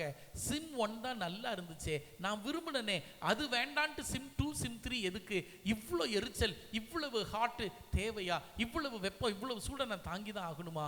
அப்படிங்கிறப்ப நைட்டு 8 மணி வரை யாரும் பாலை கண்டுக்கல. இது கொஞ்சம் நிதானத்துக்கு வர்றப்ப நைட்டு படுக்கிறதுக்கு முன்னால அந்த அம்மா புறமுறை தூக்கிட்டு வருது. இப்போ பால் திரும்ப கத்துது. ஐயோ, அவன் வேற மாதிரி இருக்கிறான், வேற கலரா இருக்கிறான், நான் வேற மாதிரி இருக்கேன், நான் பியோர் ஒயிட்டா இருக்கேன், அவனை எங்கூட சேர்க்காத அப்படின்னு பால் கத்துது. அந்த அம்மா ஒண்ணுமே கண்டுக்கல. தட்டை தூக்குச்சு, புறமுறை ஊத்துச்சு, தட்டை மூடிட்டு லைட்டை ஆஃப் பண்ணி தூங்க போயிருச்சு. நைட்டு ஃபுல்லாக இந்த பாலுக்கு ஒரே டென்ஷன். நம்மளோட சேர்ந்தவன் நல்லவன் தானா, நம்மளை நல்லா வச்சுப்பானா, இல்லை அவனை மாதிரி அழுக்கு பண்ணிடுவானா, இல்லை நம்ம வாழ்க்கை என்ன ஆகும் அப்படின்னு குழப்பத்தில் இருந்தப்ப காலையில் 7 மணிக்கு அந்த பால் என்ன இருந்துச்சு? தயிரா மாறி இருந்துச்சு. இப்போ அந்த பாலுக்கு ஒரே சந்தோஷம். பரவாயில்ல, நம்ம தான் வந்து சேர்ந்தவன் சரியில்லைன்னு நினைச்சோம், அவன் நம்மளை தயிரா மாற்றிருக்கான். லிக்விடா இருந்தோம், இப்போ நம்மளை சாலிடா மாற்றி இருக்கானே, பரவாயில்லையே இவங்கூட அப்படின்னு நினச்சிட்டு நல்ல கெட்டி தயிரா அது இருக்குது. 7:30 மணிக்கு பால்காரம்மா சிலுப்பியை தூக்கிட்டு வருது. சிலுப்பின்னா உங்களுக்கு புரியுமா? தயிர் கடையிற மத்துன்னு சொன்ன புரியுமா? தயிர் கடையிற மத்தை தூக்கிட்டு வந்து தயிருக்குள்ளே போடுது. இந்த தயிருக்கு திக்குன்னு ஆகுது. ஆகா, இது வந்தாலே வில்லங்கத்தை கூட்டிட்டு வருமே, சும்மா இருக்கிறத 2 3ன்னு வச்சு விடும், தயிரை கலந்து விடும். இப்போ என்ன பண்ண போகுதுன்னு தெரியலன்னொன்னே தயிர் கடையிற மத்த போட்டு சிலுப்பு ஆரம்பிச்சது. சிறுக்கு சிறுக்கு சிறுக்கு சிறுக்கு சிறுக்கு சிறுக்குன்னு சிலுப்புச்சு. இப்படி இப்படி இப்படி இப்படி சுத்தணுன்னே தயிர் தலையில கையை வச்சுட்டு கத்துது. தலை சுத்துது, தலை சுத்துது, கிருகிருன்னு சுத்துது. வேண்டாம் வேண்டாம், தயவு செய்து என்னை விட்டுருக்க, தயவு செய்து என்னை விட்டுருக்க. இப்ப உள்ள இருந்து மோர் துளிகள் தெரிக்குது. அந்த அம்மா அதை பத்தி கவலைப்படலை. மேல கட்டி கட்டியா ஒண்ணு வருது. என்னது என்னது? வெண்ணெய். அந்த வெண்ணெய் பேசுச்சு, என் பேரு பட்டர், இனியாச்சும் என் லைஃப் பெட்டரா இருக்கான்னு பார்க்கலாம். என் பேரு பட்டர், இனியாச்சும் என் லைஃப் பெட்டரா இருக்கான்னு பார்க்கலாம் அப்படின்னு நினைக்கிறப்ப நிறைய பால் கட்டி சேர்ந்த உடனே திரும்ப அடுப்பை பற்ற வச்சது. ஆகா, திரும்ப ஃபர்ஸ்ட்ல இருந்தான் யோசிக்கிறப்ப அந்த வெண்ணெய் கட்டியதுக்கு என்ன பண்ணுச்சு? அடுப்புல போட்டுருச்சு. நல்ல தக தகன்னு குறியுது. ஐயோ எரியுது, ஐயோ எரியுதுங்கிறப்ப அந்த ரூம் ஃபுல்லா ஒரு வினோதமான ஒரு நறுமணம், ஒரு வித்தியாசமான நறுமணம். ரொம்ப ஆச்சரியமா இருந்துச்சு. அதுக்கு புரியல எங்கிருந்து இந்த வாசம் வருது, எங்கிருந்து வருதுன்னு. அந்த அம்மா என்ன பண்ணாங்க, ஒரு கண்ணாடி குவளை எடுத்து ரொம்ப கவனமா ஒவ்வொரு சொட்டையும் சேர்த்து அழகா மூடி மேலே வச்சுட்டு போயிட்டாங்க. இப்போ 2 லேடிஸ் வெளியில பேசிட்டு வர்றாங்க. அது பேசிட்டு வர்றப்ப இந்த நெய்க்கு ஒரே குழப்பம். எதுக்கு இத்தனை கஷ்டம், எதுக்கு இவ்வளவு பாடு, இவ்வளோ துன்பங்களை நான் சந்திச்சு தான் ஆகணுமா, இவ்வளோ போராட்டங்களை நான் போராடி தான் ஆகணுமா, இவ்வளவு பிரச்சனைகளை நான் சந்திச்சு தான் ஆகணுமா அப்படின்னு குழப்பத்தோடு அது இருக்கிறப்ப 2 லேடிஸ் வெளியில பேசிட்டு போறாங்க. என்ன பேசுறாங்க? ரொம்ப அழகா சொல்றாங்க. என்னக்கா தீபாவளிக்கு பலகாரம் செஞ்சாச்சா அப்படிங்கிறப்ப ஒரு பொண்ணு சொல்லுது, எங்கடி எல்லாம் விலையெல்லாம் தாறு மாறா ஏறி கிடக்குது. பால் 1 லிட்டரு 4 ரூபா சொல்றாங்க. நான் சொல்றது 83. பால் 1 லிட்டரு 4 ரூபா சொல்றாங்க. நெய் 1 லிட்டரு 40 ரூபா சொல்றாங்க. அப்பதான் இந்த நெய்க்கு ஒரு உண்மை புரியுது. பாலாவே இருந்த அதோட மதிப்பு என்ன? இத்தனை படிநிலைகளை கடக்கிற போது அது மதிப்பு என்ன ஆகுது? 10 மடங்கு கூடுகிறது. உணர்ந்திருக்கிறேன் நான். இன்னைக்கு பல சமயங்களில் நம்மளும் அந்த பாலை போலதான் முட்டாள்தனமா நினைச்சிட்டு இருக்கோம். இந்த உலகமே வேண்டாம், உலகத்துல போனா கஷ்டம், உலகத்துல போனா துன்பம், உலகத்துல போனா பாடு, உலகத்துல போனா வேதனை, ஐயோ வேண்டாம், இப்படியே இருந்துக்கலாம், சொகுசா இருக்கு, இப்படியே இருந்துட்டா நல்லா இருக்கும் அப்படின்னு நினைக்கிறோம். அப்படி இருக்க முடியாது. You cannot be. You had to encounter. வந்துதான் ஆகணும், சந்திச்சு தான் ஆகணும். அப்ப நம்ம என்ன நினைச்சுக்கணும்? ஓ, கடவுள் பாலை கறக்குறாரு, அடுத்தது என்ன செய்யறாரு? சிம்ல இருக்கிறப்ப என்ஜாய் பண்ணிக்குவோம். சிம் 2 சிம் 3 போறப்ப வேற வழி இல்லை, தாங்கி தான் ஆகணும். ஓகே, இதெல்லாம் கடந்தாதான் அடுத்தது நான் என்ன ஆக முடியும்? தயிரா மாற முடியும். தயிரோட மாறினாதான். ஏன் கொண்டாந்து சேர்த்தாரு? தயிராகிறதுக்கு தான், தயிராகிறதுக்கு தான். தயிராகிறது எதுக்கு? உங்ககிட்ட இருந்து வெண்ணெய் எடுக்கிறதுக்கு. எதுக்கு வெண்ணெய் எடுக்கிறாரு? அந்த வெண்ணெயை கொண்டு ஒரு பெரிய நெய்யை, விலை மதிப்பு மிக்க ஒரு நெய்யை ஆண்டவர் உருவாக்க போறாரு. கரங்களை தட்டி ஆண்டவருக்கு நன்றி சொல்லலாம். அப்ப இப்ப கஷ்டம் வர்றப்ப நினைச்சுக்க, ஓ கடவுள் என்ன பீச்சுறாரு, சிம்ல வச்சிருக்காரு, நெய்யா மாத்திட்டு இருக்காரு. இப்ப பல மடங்கு நம் வாழ்க்கை ஆசீர்வாதமா மாறணும் அப்படின்னா நிச்சயமாக இந்த துன்பங்கள் நமக்கு அவசியம். துன்பங்கள் அவசியம். அப்ப வேதாகமத்துல நிறைய பார்க்கலாம். வேதாகமத்துல நிறைய, யோசேப்பினுடைய வாழ்க்கை தொடக்க நூல் போய் வாசிச்சு பாருங்க. ஒரு அருமையான எடுத்துக்காட்டு. எந்த தப்பும் செய்யல, எந்த தவறும் செய்யல, சகோதரர்களால் வெறுக்கப்பட்டார், சகோதரர்களால் நொறுக்கப்பட்டார். அவங்களை அடிச்சு கொன்றுவோம் அவனை அப்படின்னு நினைக்கிறாங்க. ஏன்? கனவு கண்டதன் விளைவு. அப்ப என்ன செய்யறாங்க? தூக்கி கிணத்துல போட்டுறாங்க. கிணத்துல போட்டு இறந்துட்டான்னு சொல்லிடலாம். ஏன் போய் சொல்லிட்டு அடிமையா கொடுத்துருவோம் அப்படிங்கிறப்ப, அடிமையா யோசேப்பு விற்கப்பட்ட பொழுது கூட அவன் குழப்பம் அடையல. ஏன் இது நடக்குது? எதனால நடக்குது? இந்த கடவுள் ஏன் இதை அனுமதிச்சாரு? நான் நல்லா தானே இருந்தேன், நான் தாயை நேசிச்சேன், தந்தையை நேசிச்சேன், சகோதரர்களை நேசிச்சேன், நான் எந்த தப்பும் செய்யலையே, எந்த துரோகமும் செய்யலையே, பிறகு ஏன் எனக்கு இந்த பலி? பிறகு ஏன் நான் அந்நியனாக வெளிநாட்டில் அடிமையாக இருக்க வேண்டும்? ஆனா பாருங்க, ஆண்டவர் யோசேப்பு போன இடத்துல அவனை உயர்த்தி வைத்தார். எடுக்கிற எல்லா காரியங்களும் வெற்றி. அப்ப அந்த அரசன் என்ன பண்றான், அந்த மனைவியை தவிர மற்ற எல்லா பொறுப்பும் அவன்கிட்ட கொடுத்துருக்கிறார், எல்லாம் கொடுத்துருக்கிறார். அப்ப அங்கேயும் ஒரு பெரிய உயர்வு, ஆனா அங்கேயும் ஒரு ஆப்பு வருது.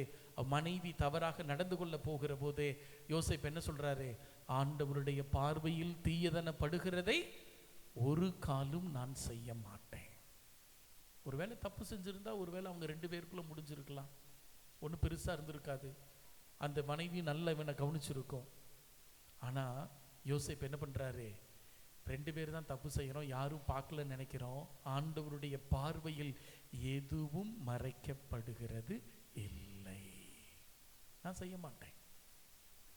சிறைச்சாலையில் அடைக்கப்படுறார்.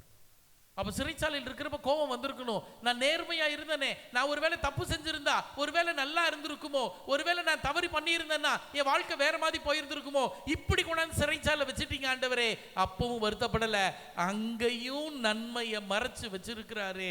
அதன் பிறகு அங்கு ஒரு கனவு காண்கிறார்கள், வறட்சி வருகிறது. அந்த வறட்சியில சிறப்பா என்ன செய்யணும்னு சொல்றாரு. பின்னாட்கள்ல வாசிங்க, தொடக்க நூல் 50:20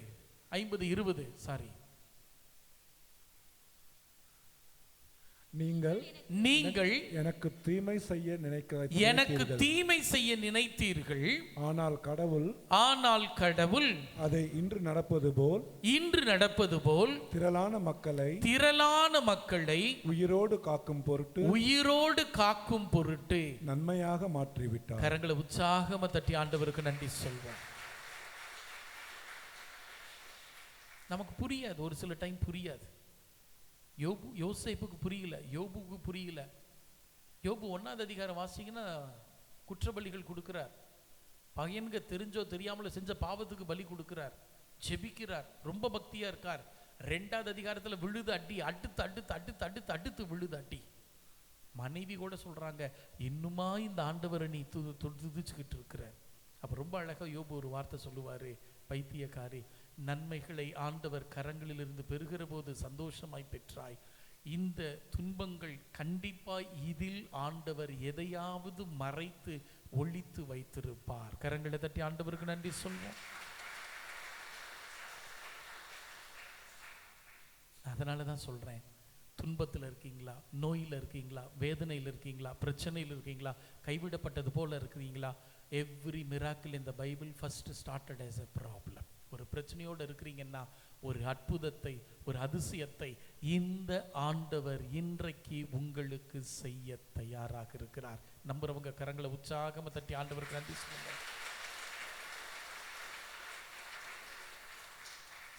இந்த தவக்கால 40 நாட்கள் முடிவடைகிற போது நம்ம மனப்பாங்கு புதுப்பிக்கப்படணும் அப்படின்னா துன்பங்கள் உண்டு. யோசேப்பு சந்திச்சாரு, யோபு சந்திச்சாரு, இயேசு சந்திச்சாரு, யோவான் சந்திச்சாரு, ஒவ்வொரு திருத்தூதர்களும் சந்தித்தார்கள். ஆனால் தளர்ந்து போகவில்லை. ஏன்? அந்த துன்பத்தில், அந்த கஷ்டத்தில் ஆண்டவர் ஒரு மகிமையை மறைச்சு ஒளிச்சு வச்சிருந்தாரு. அதன் வழியாக அவர்கள் இன்றைக்கு பெரிய நிலைக்கு உயர்த்தப்பட்டார்கள். Praise the Lord, praise the Lord. நான் உணர்ந்திருக்கிறேனா? அதுதான் நம்ம நினைச்சுக்கணும். அப்ப இந்த கஷ்டங்கள் பாலின் வருத்தம் போல கடவுள் ஒவ்வொன்றும் ஒரு நன்மைக்காக தான் செய்கிறார். கடவுளோட பார்வையில் அதான் நான் சொன்னேன், ஒன்றின் தொடக்கம் அல்ல முடிவே கவனிக்கத்தக்கது. பால் தொடக்கத்தை பார்த்தப்ப பயந்துச்சு, ஆனா முடிவு அது நெய்யா மாறுறப்ப பாலா இருந்துச்சுன்னா அது 1 நாள் இல்ல 2 நாள் இல்ல 15 நாள் கெட்டுரும். ஆனா நெய்யா மாறுறப்ப அது கெடுவதற்கான வாய்ப்பே இல்லை. ஏன்? இத்தனை படிநிலைகளால் பக்குவப்படப்பட்டிருக்கிறது, பண்படுத்தப்பட்டிருக்கிறது. இன்னைக்கு நீங்களும் நானும் பக்குவப்பட, பண்பட துன்பங்கள் அவசியம். இந்த துன்பங்களின் வழியாக இறைவன் ஆசீர்வதிக்கிறார். நான் உணர்ந்திருக்கிறேனா?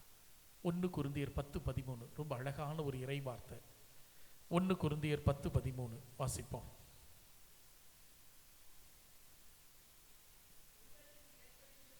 உங்களுக்கு ஏற்படுகிற சோதனை பொதுவாக மனிதருக்கு ஏற்படுகிற சோதனையே அன்றி வேறு அல்ல. நல்ல கவனிங்க. முதல் காரியம், கடவுள் நம்பிக்கைக்குரியவர். உங்களுடைய வலிமைக்கு மேல்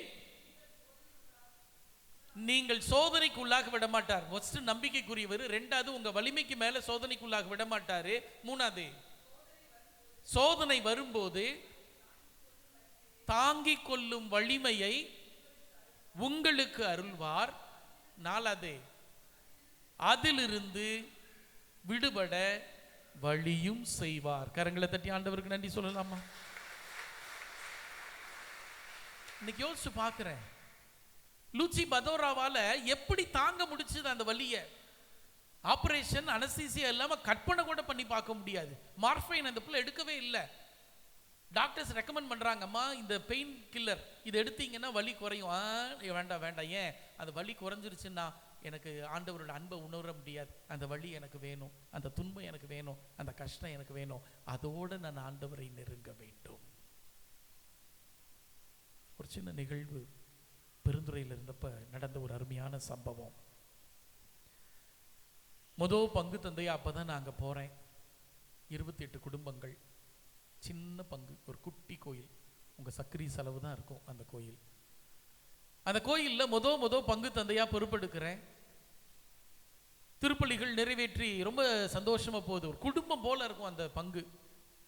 சாந்தி அகஸ்டின் அப்படின்னு ஒரு தம்பதி, 13 வருடங்கள் குழந்தை பாக்கியம் இல்லை. 13 வருஷம் குழந்தை பாக்கியம் இல்லை. குழந்தை பாக்கியம் இல்லைன்னு சொல்ல முடியாது, கிட்டத்தட்ட 3-4 தரம் கன்சீவ் ஆகி மிஸ்கேரேஜ் ஆயிடும். அப்ப நான் போன புதுசுல அவங்க 4வது முறை கருவுற்று இருந்தார்கள். அப்ப டாக்டர் அட்வைஸ் பண்ணாங்க, நீங்க தயவு செய்து எந்திரிக்கவே வேண்டாம், படுத்த படுக்கையா இருங்க, ரெஸ்ட் ரூம் போறதுக்கு மட்டும் நீங்க எந்திரிச்சிங்கன்னா போதும், மற்றபடி நீங்க எந்திரிச்சு உங்களை டிஸ்டர்ப் பண்ணக்கூடாது அப்படின்னாங்க. அவங்களும் படுத்த படுக்கையா இருப்பாங்க. வெள்ளிக்கிழமைகளில் நற்கருணை எடுத்து செல்வது வழக்கம். நற்கருணை எடுத்துட்டு போறப்ப ரொம்ப ஆச்சரியமா இருக்கும். அவங்க இப்படி படுத்திருப்பாங்க, இந்த சைடில் பைபிள், நவநாள் புஸ்தகம், பாட்டு புஸ்தகம், தோத்திர பலிகள் எல்லாம் லைன் அடுக்கி வச்சிருப்பாங்க. சொல்லிக்கிட்டே இருப்பாங்க. நாங்களும் ரொம்ப ஆவலை எதிர்பார்த்தோம். பங்கா உயர்த்தப்பட்டு பிறந்தா முதல் குழந்தை அந்த குழந்தை. ஆண்டவரே 13 வருஷம் நீங்க ரொம்ப சோதிச்சிட்டீங்க, பரவாயில்ல, இப்போவாது அந்த குழந்தை பாக்கியத்தை கொடுங்க, நிச்சயமா இருக்கணும்னு சொல்லி பங்கே ஒவ்வொரு நாளும் செபித்து கொண்டிருந்த சூழ்நிலை. ஆனா ரொம்ப பாசிட்டிவா இருப்பாங்க இந்த அக்கா, கொஞ்சம் கூட இதே ஆக மாட்டாங்க. எப்பவுமே கொடுப்பார் ஃபாதர், அதை எப்படி எனக்கு கொடுக்காம போயிடுவாரு, நான் பார்த்துறேன் அவர் ஒரு கையை, நானா அவரானே, அப்படிதான் பேசுவாங்க. ரொம்ப சந்தோஷமா இருக்கும். சென்னைக்கு மறைவுரைக்கு நான் செல்லுகிறேன். 4 மாதங்கள் ஆகியிருக்கிறது. சென்னைக்கு மறைவுரை போயிருந்தப்ப 3 நாள் மறைவுரை. முதல் நாள் கரெக்டாக நான் பூசை வைக்க உள்ளே போகிறேன். அந்த அண்ணன் கூப்பிடுறாரு, ஃபாதர் திரும்ப வலி வர ஆரம்பிச்சிருச்சு, ப்ளீடிங் வர ஆரம்பிச்சிருச்சு, என்னன்னு தெரியல, ஒருவேளை இந்த குழந்தை இறந்துருச்சுன்னா, ஒருவேளை இந்த குழந்தை பிறந்து இறந்துருச்சுன்னா இனி கருவுறுவதற்கான வாய்ப்புகள் ரொம்ப கம்மின்னு சொல்லிட்டாங்க. ஏற்கனவே 12 வருஷமா அவ தாங்க முடியாது. ஒவ்வொரு ஊசி அந்த கருவுறுதுன்னு போடுறப்ப அவ்வளோ பெயின்ஃபுல்லாக இருக்குமா சொல்லுவாங்க. அத்தனை வலிகளையும் வேதனைகளையும் நான் தாங்கிக்கிறேன், ஏன் எப்படியாவது ஒரு குழந்தை கிடைச்சிட்டா போதும்னு இது பண்ணேன். எப்படியாவது நல்லா வேண்டுங்க ஃபாதர். பூசை முடிச்சுட்டு வெளியில வர்றேன், அவர் அழுதுகிட்டே ஃபோன் அடிக்கிறாரு, ஃபாதர் குழந்தை இறந்தே பிறந்துருச்சு ஃபாதர். 3 நாட்கள் மறைவுரை முடிச்சுட்டு ஈரோட்டில் இறங்குற நேரம் அந்த ஆஸ்பத்திரி தான் போகிறேன். காலையில் 8:30 மணி. அங்கே இறங்கினோடனே இந்த ஆஸ்பத்திரி போகிறேன். 2 பேர் இருக்கிற பெட்டு, ஒரு பெட்டில் இந்த அக்கா இருக்காங்க, இன்னொரு பெட்டில் ஒரு அம்மா இருக்கிறாங்க. என்ன நடக்கக்கூடாதுன்னு நினச்சினோ அது நடந்துக்கிட்டு இருக்குது. ஏன்னா இது போன்ற சூழ்நிலைகளை சாத்தான் மிக சாதுரியமாய் பயன்படுத்துவான். அவ்வளவுதான், உனக்கு என்ன ஆச்சு, இவ்வளோ நம்பினியே, இவ்வளோ இதா இருந்தியே, இவ்வளோ பக்தியா இருந்தியே, என்னத்தை கொடுத்தாரு, திரும்ப திரும்ப திரும்ப உனக்கு தோல்வி தானே, திரும்ப திரும்ப திரும்ப உனக்கு கவலை தானே, என்னத்தை பெருசா கொடுத்து விட்டாரு அப்படின்னு குழப்புவான். அப்படிங்கிற சூழ்நிலையில இவங்க அதை எப்படி ஏத்துக்குவாங்க? படிச்ச 13 வருஷம் படிப்பை யோசிச்சு பார்க்குறேன். என்ன சொன்னா அவங்க ஆறுதலா, பரவாயில்ல ஃபாதர், கடவுள் கொடுப்பாரு ஃபாதர் ஏத்துக்குவாங்க சொல்றதுக்கு போறேன். போன உடனே வண்டி நிறுத்தினோடனே அந்த அண்ணன் வர்றாரு, கட்டி பிடிச்சிக்கிட்டு, வார்த்தைகள் வரல, தட்டி கொடுக்குறேன், அண்ணே கவலைப்படாதீங்க, நடக்கும்னே, நல்லது அப்படின்ட்டு எந்திரிச்சு உள்ள போறோம். ஆஸ்பத்திரி அந்த ரூம்குள்ள போறப்ப பக்கத்துல இருக்கிற ஒரு இந்து பெண்மணி சொல்றாங்க, இந்த அக்காட்ட கேட்குறாங்க, ஏம்மா நீ வந்ததுல இருந்து இந்த புஸ்தகத்தை திரும்ப திரும்ப பாப்பா, இந்த மணியை உருட்டிக்கிட்டே இருப்பியே, இவ்வளோ பக்தியா இருந்தியே, இவ்வளோ நல்ல பிள்ளையா இருந்தியே, இவ்வளோ ஜெபிச்சியே, ஏமா கடவுள் உன்னை இப்படி பண்ணிட்டாரு, ஏமா உன் கையில இருந்து கடவுள் இந்த குழந்தை எடுத்துட்டாருன்னப்ப ஒரு நிமிஷம் அப்படியே ஹார்ட்டே நின்றுச்சு. இனி என்ன பதில் சொல்ல போறாங்க அப்படின்னு குழப்பத்தோடு நான் வெளியில் நின்று கொண்டு இருக்கிறேன். அண்ணா ரொம்ப அழகா சொல்றாங்க, அம்மா எங்க ஆண்டவர் சாதாரண ஆண்டவர் கிடையாது. இந்த கரத்தில் இருந்து ஒரு காரியத்தை எடுக்கிறார் அப்படின்னா அவர் எடுக்கிறது சிறியதா இருக்கும், கொடுக்கிறது பெருசா இருக்கும். இந்த கையை காலி பண்ணிட்டு அவர் கொடுக்கிற ஆசீர்வாதம் உன்னதமானதா இருக்கும். இது உனக்கு வேண்டாம், இது உனக்கு தகுதி இல்லை, இன்னும் சிறந்ததை, இன்னும் மிகுதியானதை, இன்னும் உன்னதமானதை, இன்னும் விலையேற பெற்றதை நான் உனக்கு கொடுப்பேன்னு சொல்லி ஆண்டவர் சொல்றாரு. என் கையை அவர் காலி பண்ணலமா, இந்த கையிலிருந்து சின்னதை எடுத்திருக்காரு. அவர் கொடுக்கிறது பெரிய காரியமா இருக்கும்னு சொன்னப்ப வெளியில் கண்ணீரோடு, இப்படி ஒரு விசுவாசமா? யோசிச்சு பார்ப்போம். உங்க கையிலிருந்து கூட ஆண்டவர் ஒரு சில சின்ன சின்ன காரியங்கள் எடுத்திருக்கலாம். என்னைக்காவது நினைச்சிருக்கீங்களா, என்னை பெருமையால் மகிமையால் விலையேற பெற்ற ஒரு பெரிய ஆசீரால் நிரப்ப இந்த ஆண்டவர் காத்திருக்காருன்னு என்னைக்காவது நினைச்சிருக்கிறோமா? விழுந்தால் படியிடுவோம். நம்மை முழுவதுமாய் என் கடவுள் நம்பிக்கைக்குரியவர், என் ஆற்றலுக்கு மேல் ஒருபோதும் என்னை சோதிக்க விடுகிறதில்லை, அதை தாங்கிக் கொள்ள வழி செய்கிறார், அதிலிருந்து தப்புவிக்க வழியும் செய்கிறார்னு சொல்லி உணர்ந்து பக்தி நிறைந்த உள்ளத்தோடு மாண்பியர் கீதம் பாடுவோம்.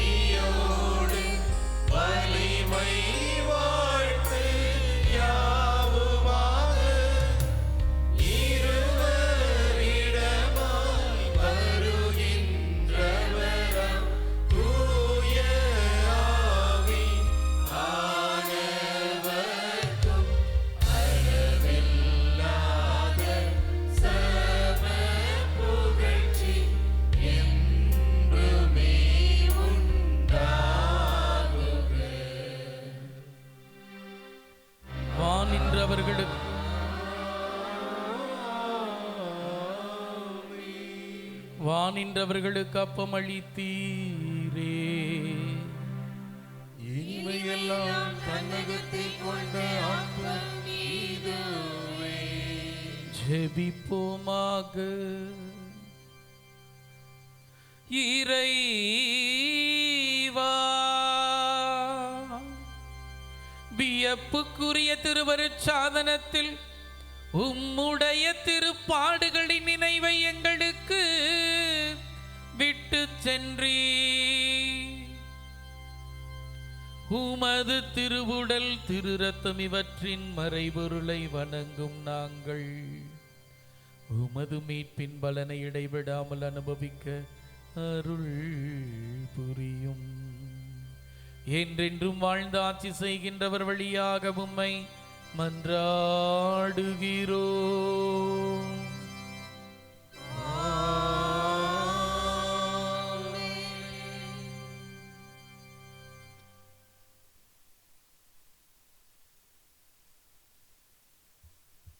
F major.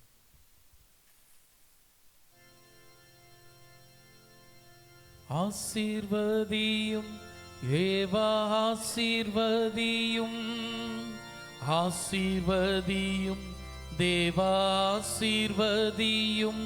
எல்லோரும் ஆசீர்வதியும் தேவா ஆசீர்வதியும், ஆசீர்வதியும் தேவா ஆசீர்வதியும், ஆசீர்வதியும் தேவா ஆசீர்வதியும், ஆசீர்வதியும் தேவா ஆசீர்வதியும், ஆசீர்வதியும் தேவா ஆசீர்வதியும், ஆசீர்வதியும் தேவா ஆசீர்வதியும், ஆசீர்வதியும் தேவா ஆசீர்வதியும், ஆசீர்வதியும் தேவா ஆசீர்வதியும், ஆசீர்வதியும் தேவா ஆசீர்வதியும், ஆசீர்வதியும்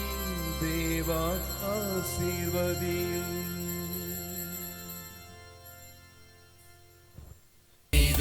இறைவனுக்கு நன்றியின் பலியை செலுத்திடவாரி, நன்றியின் பலியை செலுத்திடவாரி, நன்மைகள் நாமே அடைவோம் வாரி.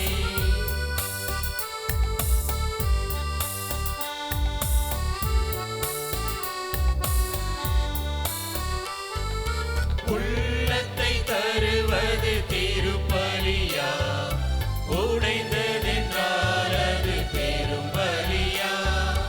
உள்ளத்தை தருவது திருப்பலியா, உடைந்ததென்றால் அது பெரும் பலியா. கொடைகள் பெறுவது தகும் பலியா, கொடைகள் பெறுவது தகும் பலியா, குறையினை போக்கும் கோவலியா. தந்தை மகன் தூயாவியாரின் பெயராலே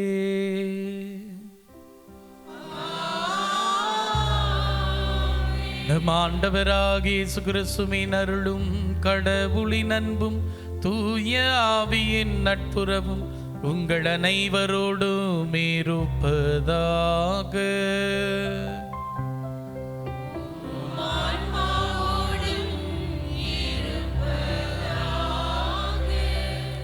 தகுதியான உள்ளத்தோடு திருப்பலி கொண்டாட தடையாயிருக்கிற பாவங்களை நினைத்து மனம் வருந்துவோம். துன்பங்களுக்கு மத்தியில் இறைக்கரம் உங்களை வழிநடத்தியதை நினைத்து நன்றி சொல்லுங்க. இறை பிரசனம் தொடர்ந்து வழிநடத்த மன்றாடுவோம்.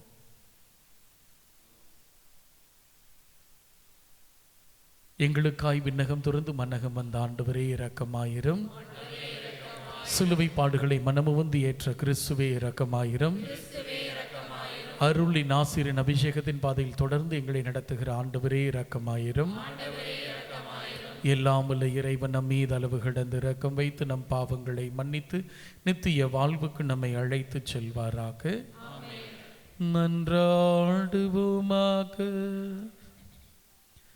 இறைவா, புனித தாமஸ் தூய வாழ்வை நாடுவதில் ஆர்வமும் மறை போதனைகளை கற்று அறிவதில் புகழும் பெற்று விளங்க செய்தீரே. அவர் கற்பித்தவற்றை நாங்கள் அறிந்து கொள்ளவும் அவரது வாழ்வை பின்பற்றவும் அருள் புரியும். உம்மோடு தூயாவியின் ஒன்றிப்பில் இறைவனாய் என்றென்றும் வாழ்ந்து ஆட்சி செய்கின்றம்மை மன்றாடுகிறோம்.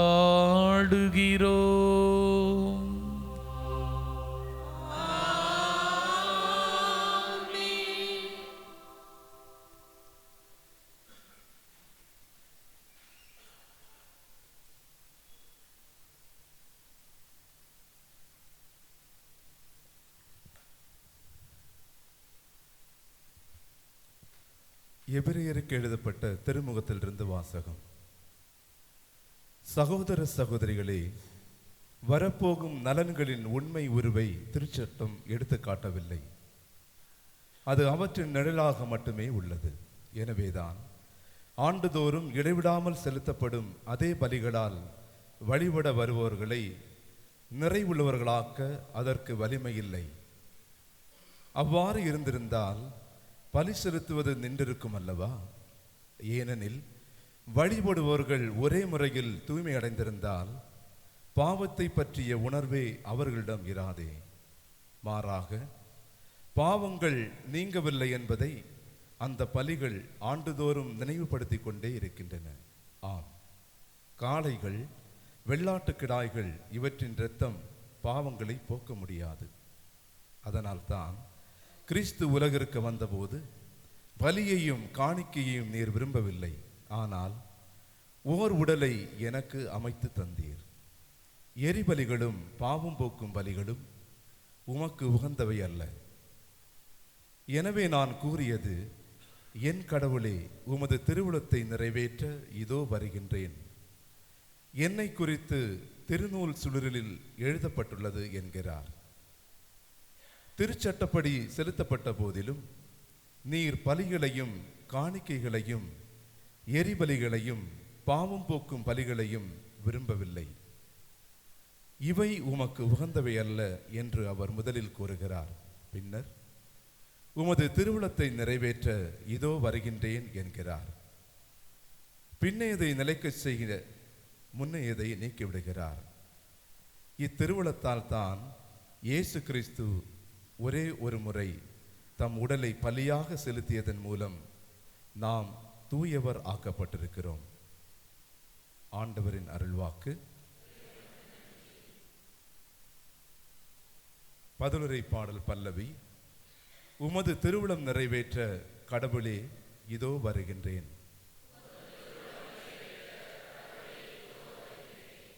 நான் ஆண்டவருக்காக பொறுமையுடன் காத்திருந்தேன். அவரும் என் பக்கம் சாய்ந்து என் மன்றாட்டை கேட்டெழுதினார். புதியதொரு பாடலை, நம் கடவுளை புகழும் பாடலை என் நாவினின்று எழுதச் செய்தார். பல்லவி.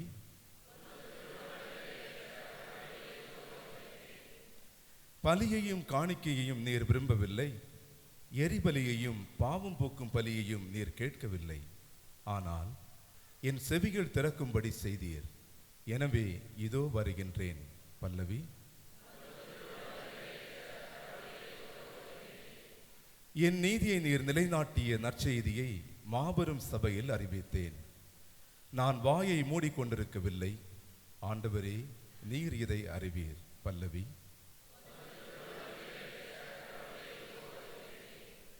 உமது நீதியை நான் என் உள்ளத்தில் ஆழத்தில் மறைத்து வைக்கவில்லை.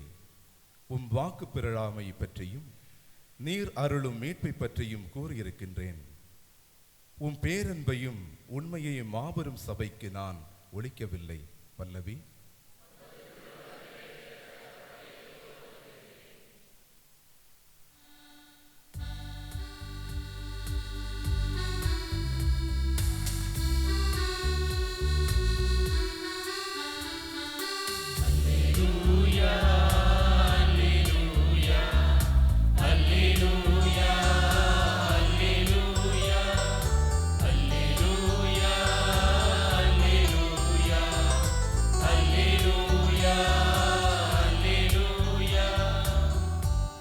தந்தையே, விண்ணுக்கும் மண்ணுக்கும் ஆண்டவரே, உம்மை போற்றுகின்றேன்.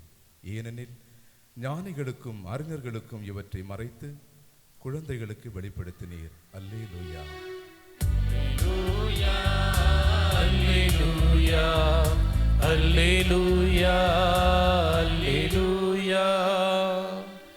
ஆண்டவர் உங்களோடு இருப்பாராக.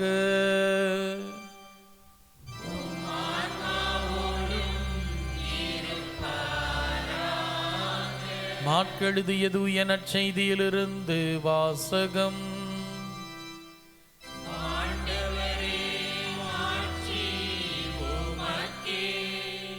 அக்காலத்தில் இயேசுவின் தாயும் சகோதரர்களும் வெளியே வந்து நின்று கொண்டிருக்க அவரை வரச் சொல்லி ஆள் அனுப்பினார்கள். அவரை சூழ்ந்து மக்கள் கூட்டம் அமர்ந்திருந்தது.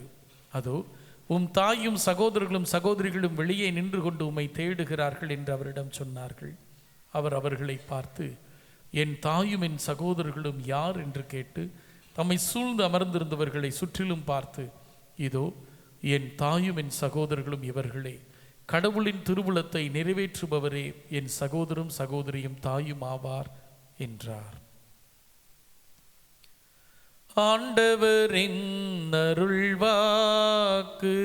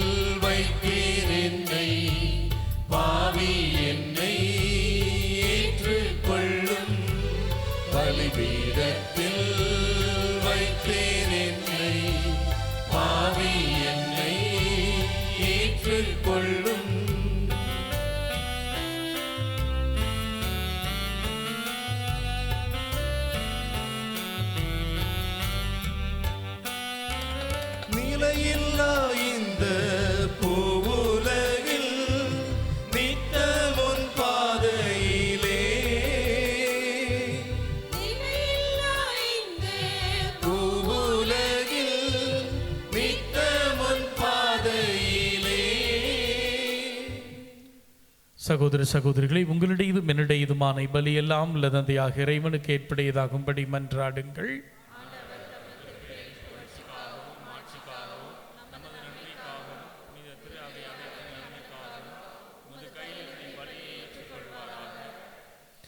ஆண்டவரே, எங்கள் பணிகளை காணிக்கையாகவும் பீடத்திற்கு கொண்டு வருகிறோம். இவற்றை கனிவுடன் ஏற்று எங்களது மீட்பின் அருடையாளமாக மாற்றுவீராக. எங்கள் ஆண்டவராய் கிறிஸ்து வழியாக உம்மை மன்றாடுகிறோம். ஆண்டவர் உங்களோடு இருப்பாராக. இதை எங்களை மேலே எழுப்புங்கள். நம் இறைவனாகிய ஆண்டவருக்கு நன்றி கூறுவோம். தூயவரான தந்தையே, அன்பார்ந்த மகன் இயேசு கிறிஸ்து வழியாக எந்நாளும் எவ்விடத்திலும் நாங்கள் உமக்கு நன்றி செலுத்துவது மெய்யாகவே தகுதியும் நீதியுமாகும். எங்கள் கடமையும் மீட்புக்குரிய செயலுமாகும். வார்த்தையானவர் வழியாக அனைத்தையும் படைத்தீர். அவரையே மீட்பராகவும் இடைற்றுபவராகவும் எங்களுக்கு அனுப்பினீர். அவர் தூய் ஆவியால் உடலெடுத்து கன்னிமரியாளிடமிருந்து பிறந்தார். அவரும் திருவுளத்தை நிறைவேற்றி புனித மக்களை பெற்றுத்தர தம் கைகளை விரித்து பாடுபட்டார். சாவை வென்று உயிர் புண்டன விளங்கச் செய்தார். ஆகவே தூதர் அதிதூதரோடு இணைந்து அறிக்கையிட்டு சொல்வதாவது: தூயவர் தூயவர் தூயவர், வான்படைகளின் கடவுளாம் ஆண்டவர், விண்ணகமும் மண்ணகமும் உமது மாட்சியால் நிறைந்துள்ளன. உன்னதங்களிலே ஓசானா. ஆண்டவர் பெயரால் வருகிறவர் ஆசி பெற்றவர். உன்னதங்களிலே ஓசானா.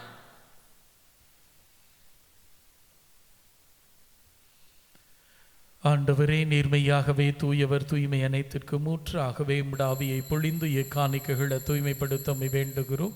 இவ்வாறு எங்கள் ஆண்டவர் இயேசு கிறிஸ்துவின் உடலும் இரத்தமுமாக எங்களுக்கு இவை மாறுவனவாக பாடுபட உளம் கனிந்து தம்மை கையளித்த போது அப்பத்தை எடுத்து நன்றி செலுத்தி அதை பிட்டு தம் சீடரு கழித்து கூறியதாவது: அனைவரும் இதிலிருந்து பெற்று உண்ணுங்கள், ஏனெனில் இது உங்களுக்காக கையளிக்கப்படும் என் உடல்.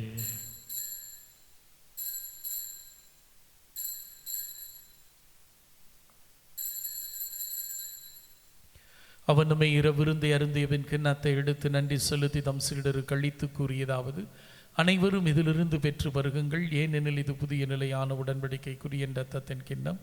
பாவ மன்னிப்புக்கு என்று உங்களுக்காகவும் பலருக்காகவும் சிந்தப்படும். இதை என் நினைவாக செய்யுங்கள்.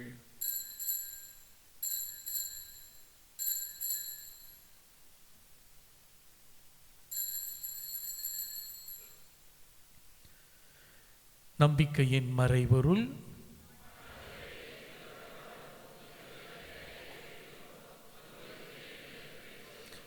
ஆகவே ஆண்டவரே, நாங்கள் கிறிஸ்துவின் இறப்பினையும் உயிர்ப்பினையும் நினைவு கூர்ந்து வாழ்வு தரும் அப்பத்தையும் மீட்பளிக்கும் கிண்ணத்தையும் ஒப்புக் கொடுக்கிறோம். திருமுன் நின்று ஊழியம் புரிய தகுந்தவர்களை நாங்கள் ஏற்றுக்கொண்டீர். எனவே உமக்கு நன்றி செலுத்துகிறோம்.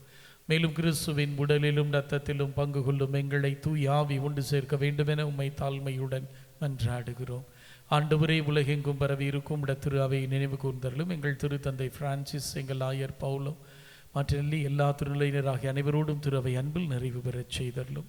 உயிர்த்தெழும் எதிர்நோக்கோடு துயில்கொள்ளும் எங்கள் சகோதர சகோதரிகளையும் இறந்தோர் அனைவரையும் நினைவு கூர்ந்து ஒளிமிக்கும் திருமுனேற்றுக் கொள்ளும். எங்கள் அனைவர் மீதும் இரக்கமாயிரம். கடவுளின் கன்னித்தாயான புனித மரியா, அவருடைய கணவரான புனித யோசேப்பு, புனித திருத்தூதர்களை உலகிலும் ஒக்குகந்தோராயிருந்தோராகிய புனிதர் அனைவருடன் நாங்களை வாழ்வில் தோழமை கொண்டு திருமகன் இயேசு கிறிஸ்து வழியாக உம்மை புகழ்ந்தேத்தும் வரமரல உம்மை மன்றாடுகிறோம். இவர் வழியாக இவரோடு இவரில் எல்லாம் வல்ல இறைவனாகிய தந்தையே, தூயாவியின் ஒன்றிப்பில் எல்லா புகழும் ஆட்சியும் என்றென்றும் உமக்கு உரியதே.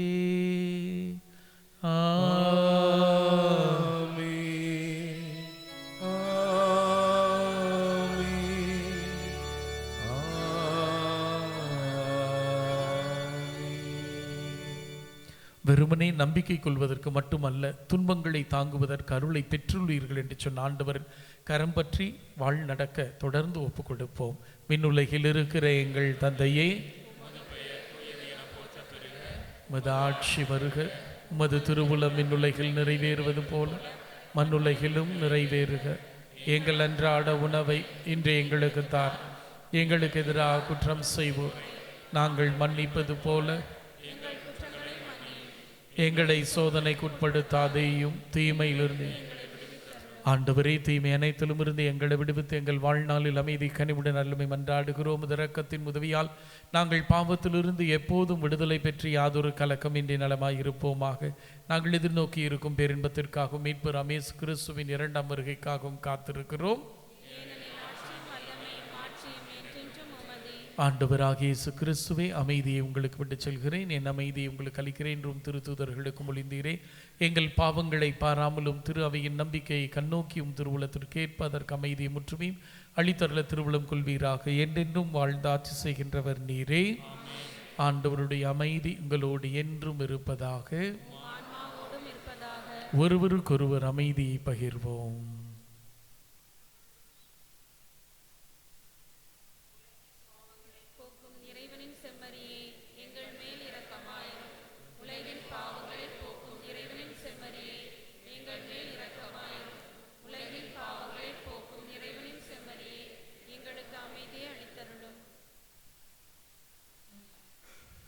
அன்றாட சிலுவைகளை சுமப்பதற்குரிய அருளை ஆற்றலை தர தன்னையே உடைத்து விருந்தாக்கி இருக்கிறார். தெய்வீக விருந்தில் பங்கெடுக்க அழைக்க பெற்ற நாம் பேறு பெற்றோர்.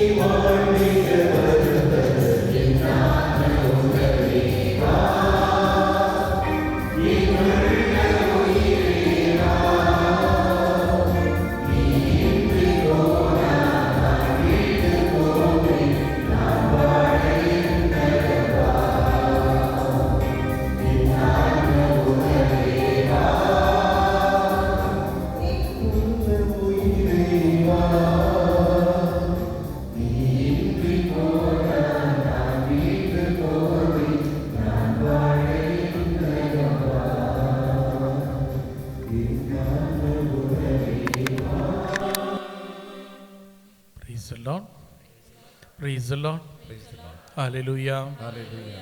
வாசிக்கலாம். சீராக் புத்தகம் 25:1. நாளைய சிந்தனை சீராக் புத்தகம் 25:1.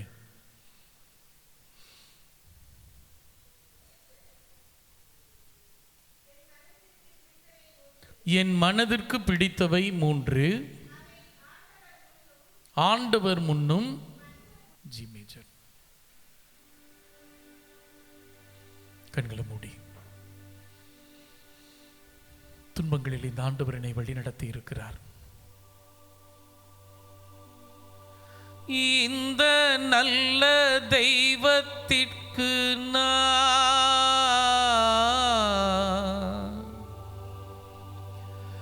என்ன செய்து நன்றி சொல்லுவேன்?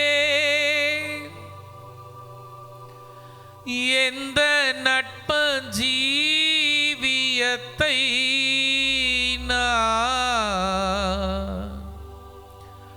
உந்தன் முன்னே சமர்ப்பிக்கலாம். ஒன்றுமில்லாமலே நின்ற என்னை கைப்பிடித்து நடத்தும் பேரன்பு எந்தன் பெரும் குறைகள் கண்ட பின்னும் நெஞ்சோடு சேர்க்கும் பேரன்பு. என் மேல ஏப்பா உங்களுக்கு அவ்வளவு ஆர்வம்? நான் உங்களுக்கு பிடிச்ச மாதிரி கூட வாழலையே. பல சமயங்கள் உங்களுக்கு பிரியமில்லாத காரியங்களை தானே தேடி தேடி ஓடி ஓடி செஞ்சுட்டு இருக்கிறேன். இன்னைக்கு ஊதாரி பிள்ளையா உங்களோட அன்பை தொலைச்ச தூரத்துல எல்லாம் நான் நின்றுகிட்டு இருக்கிறேன். என்னை தேடி வந்தீங்களே, வாரி அணைச்சிங்களே, முத்த மழைகளை கொடுத்தீங்களே, உடைய அன்பு மகனாக மகளாக இதோ நித்தியத்திற்கு வாழ்வதற்குரிய அருளை ஆசிரை நீர் கொடுத்தீரே. என் கண்ணீரோடு கலக்கத்தோடு துன்பங்களுக்கு மத்தியில் இனி நான் எழுப்பப்பட பிரசன்னம் வருகிறேன். என்னை கரம் பிடியும், கனிமணி போல வழிநடத்தும். உள்ளத்தின் ஆழத்திலிருந்து நீர் செய்திருக்கிற ஒவ்வொரு காரியங்களையும் ஒப்பு கொடுத்து ஏற்புடையபடி வாழ்வதற்குரிய வளர்வதற்குரிய அருளை ஆசிரை தொடர்ந்து தருவீர் என்று நம்புகிறோம். தொடர்ந்து எங்களை, எங்கள் குடும்பத்தை இதோ துன்பங்களுக்கு மத்தியில் நீர் வழி நடத்துகிறீர். நீர் எங்களை விட்டு விலகுகிறதில்லை, கைவிடுகிறதில்லை. உணர்ந்திருக்கிறோம், ஒப்பு கொடுக்கிறோம். ஏற்புடையபடி வாழ்வதற்குரிய வளர்வதற்குரிய அருளை ஆசிரை கொடுத்து பலப்படுத்தும்படி ஜெபிக்கிறோம்.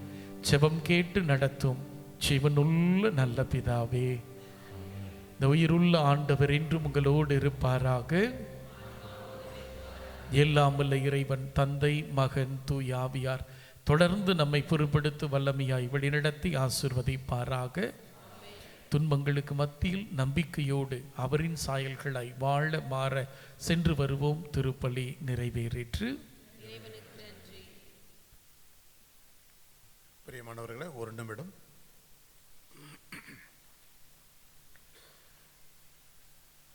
இன்றைய நாளிலே தியானத்திற்கு அன்பின் உணவு அனுசரணை வழங்கிய திரு ஜான்சன் குடும்பத்தினருக்கு நம்முடைய நன்றிகளை மனமாற தெரிவித்துக் கொள்வோம்.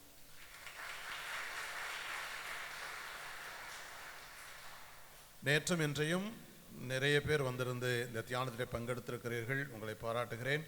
அருட்தந்தை சொன்னது போல நாளை முடிந்த அளவிற்கு கணவன் மனைவி பிள்ளைகளாக வந்து குடும்பமாக சேர்ந்து அமருமாறு உங்களை கேட்டுக்கொள்கிறேன். தந்தை அவர்கள் சொன்னது போல இந்த சிறப்பான இந்த செய்தியும் ஆசீர்வாதமும் குடும்பங்களுக்கு. எனவே முடிந்த அளவிற்கு எல்லோரையும் அழைத்து வாருங்கள். நாளையும் சரியாக 7:30 மணிக்கு 7:30 அல்லது 7:40 இந்த தியானம் ஆரம்பமாகிவிடும் இதே ஆலயத்தில். இப்போது ஆலய வளாகத்திலே அன்பு உணவு வழங்கப்படும். எனவே இறைமக்கள் அதனை பெற்றுக்கொண்டு செல்லுமாறு உங்களை அன்போடு கேட்டுக்கொள்கிறேன். தேங்க்யூ. நன்றி.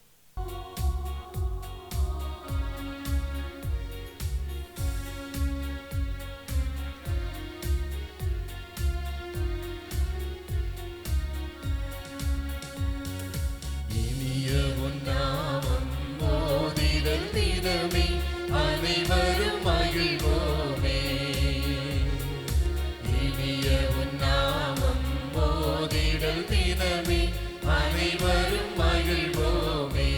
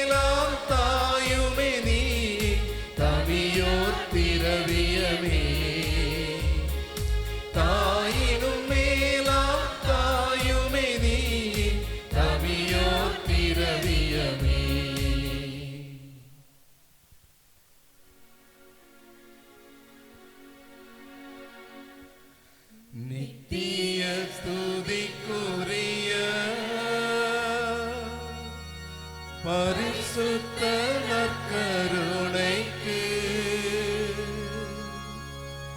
பக்தியாய் ஆராதனை எத்திசையும் புரிவோம். நித்திய ஸ்துதிக்குரிய பரிசுத்த நற்கருணைக்கு பக்தியாய் ஆராதனை எத்திசையும் புரிவோம். நித்திய ஸ்துதிக்குரிய பரிசுத்த நற்கருணைக்கு பக்தியாய் ஆராதனை எத்திசையும் புரிவோம்.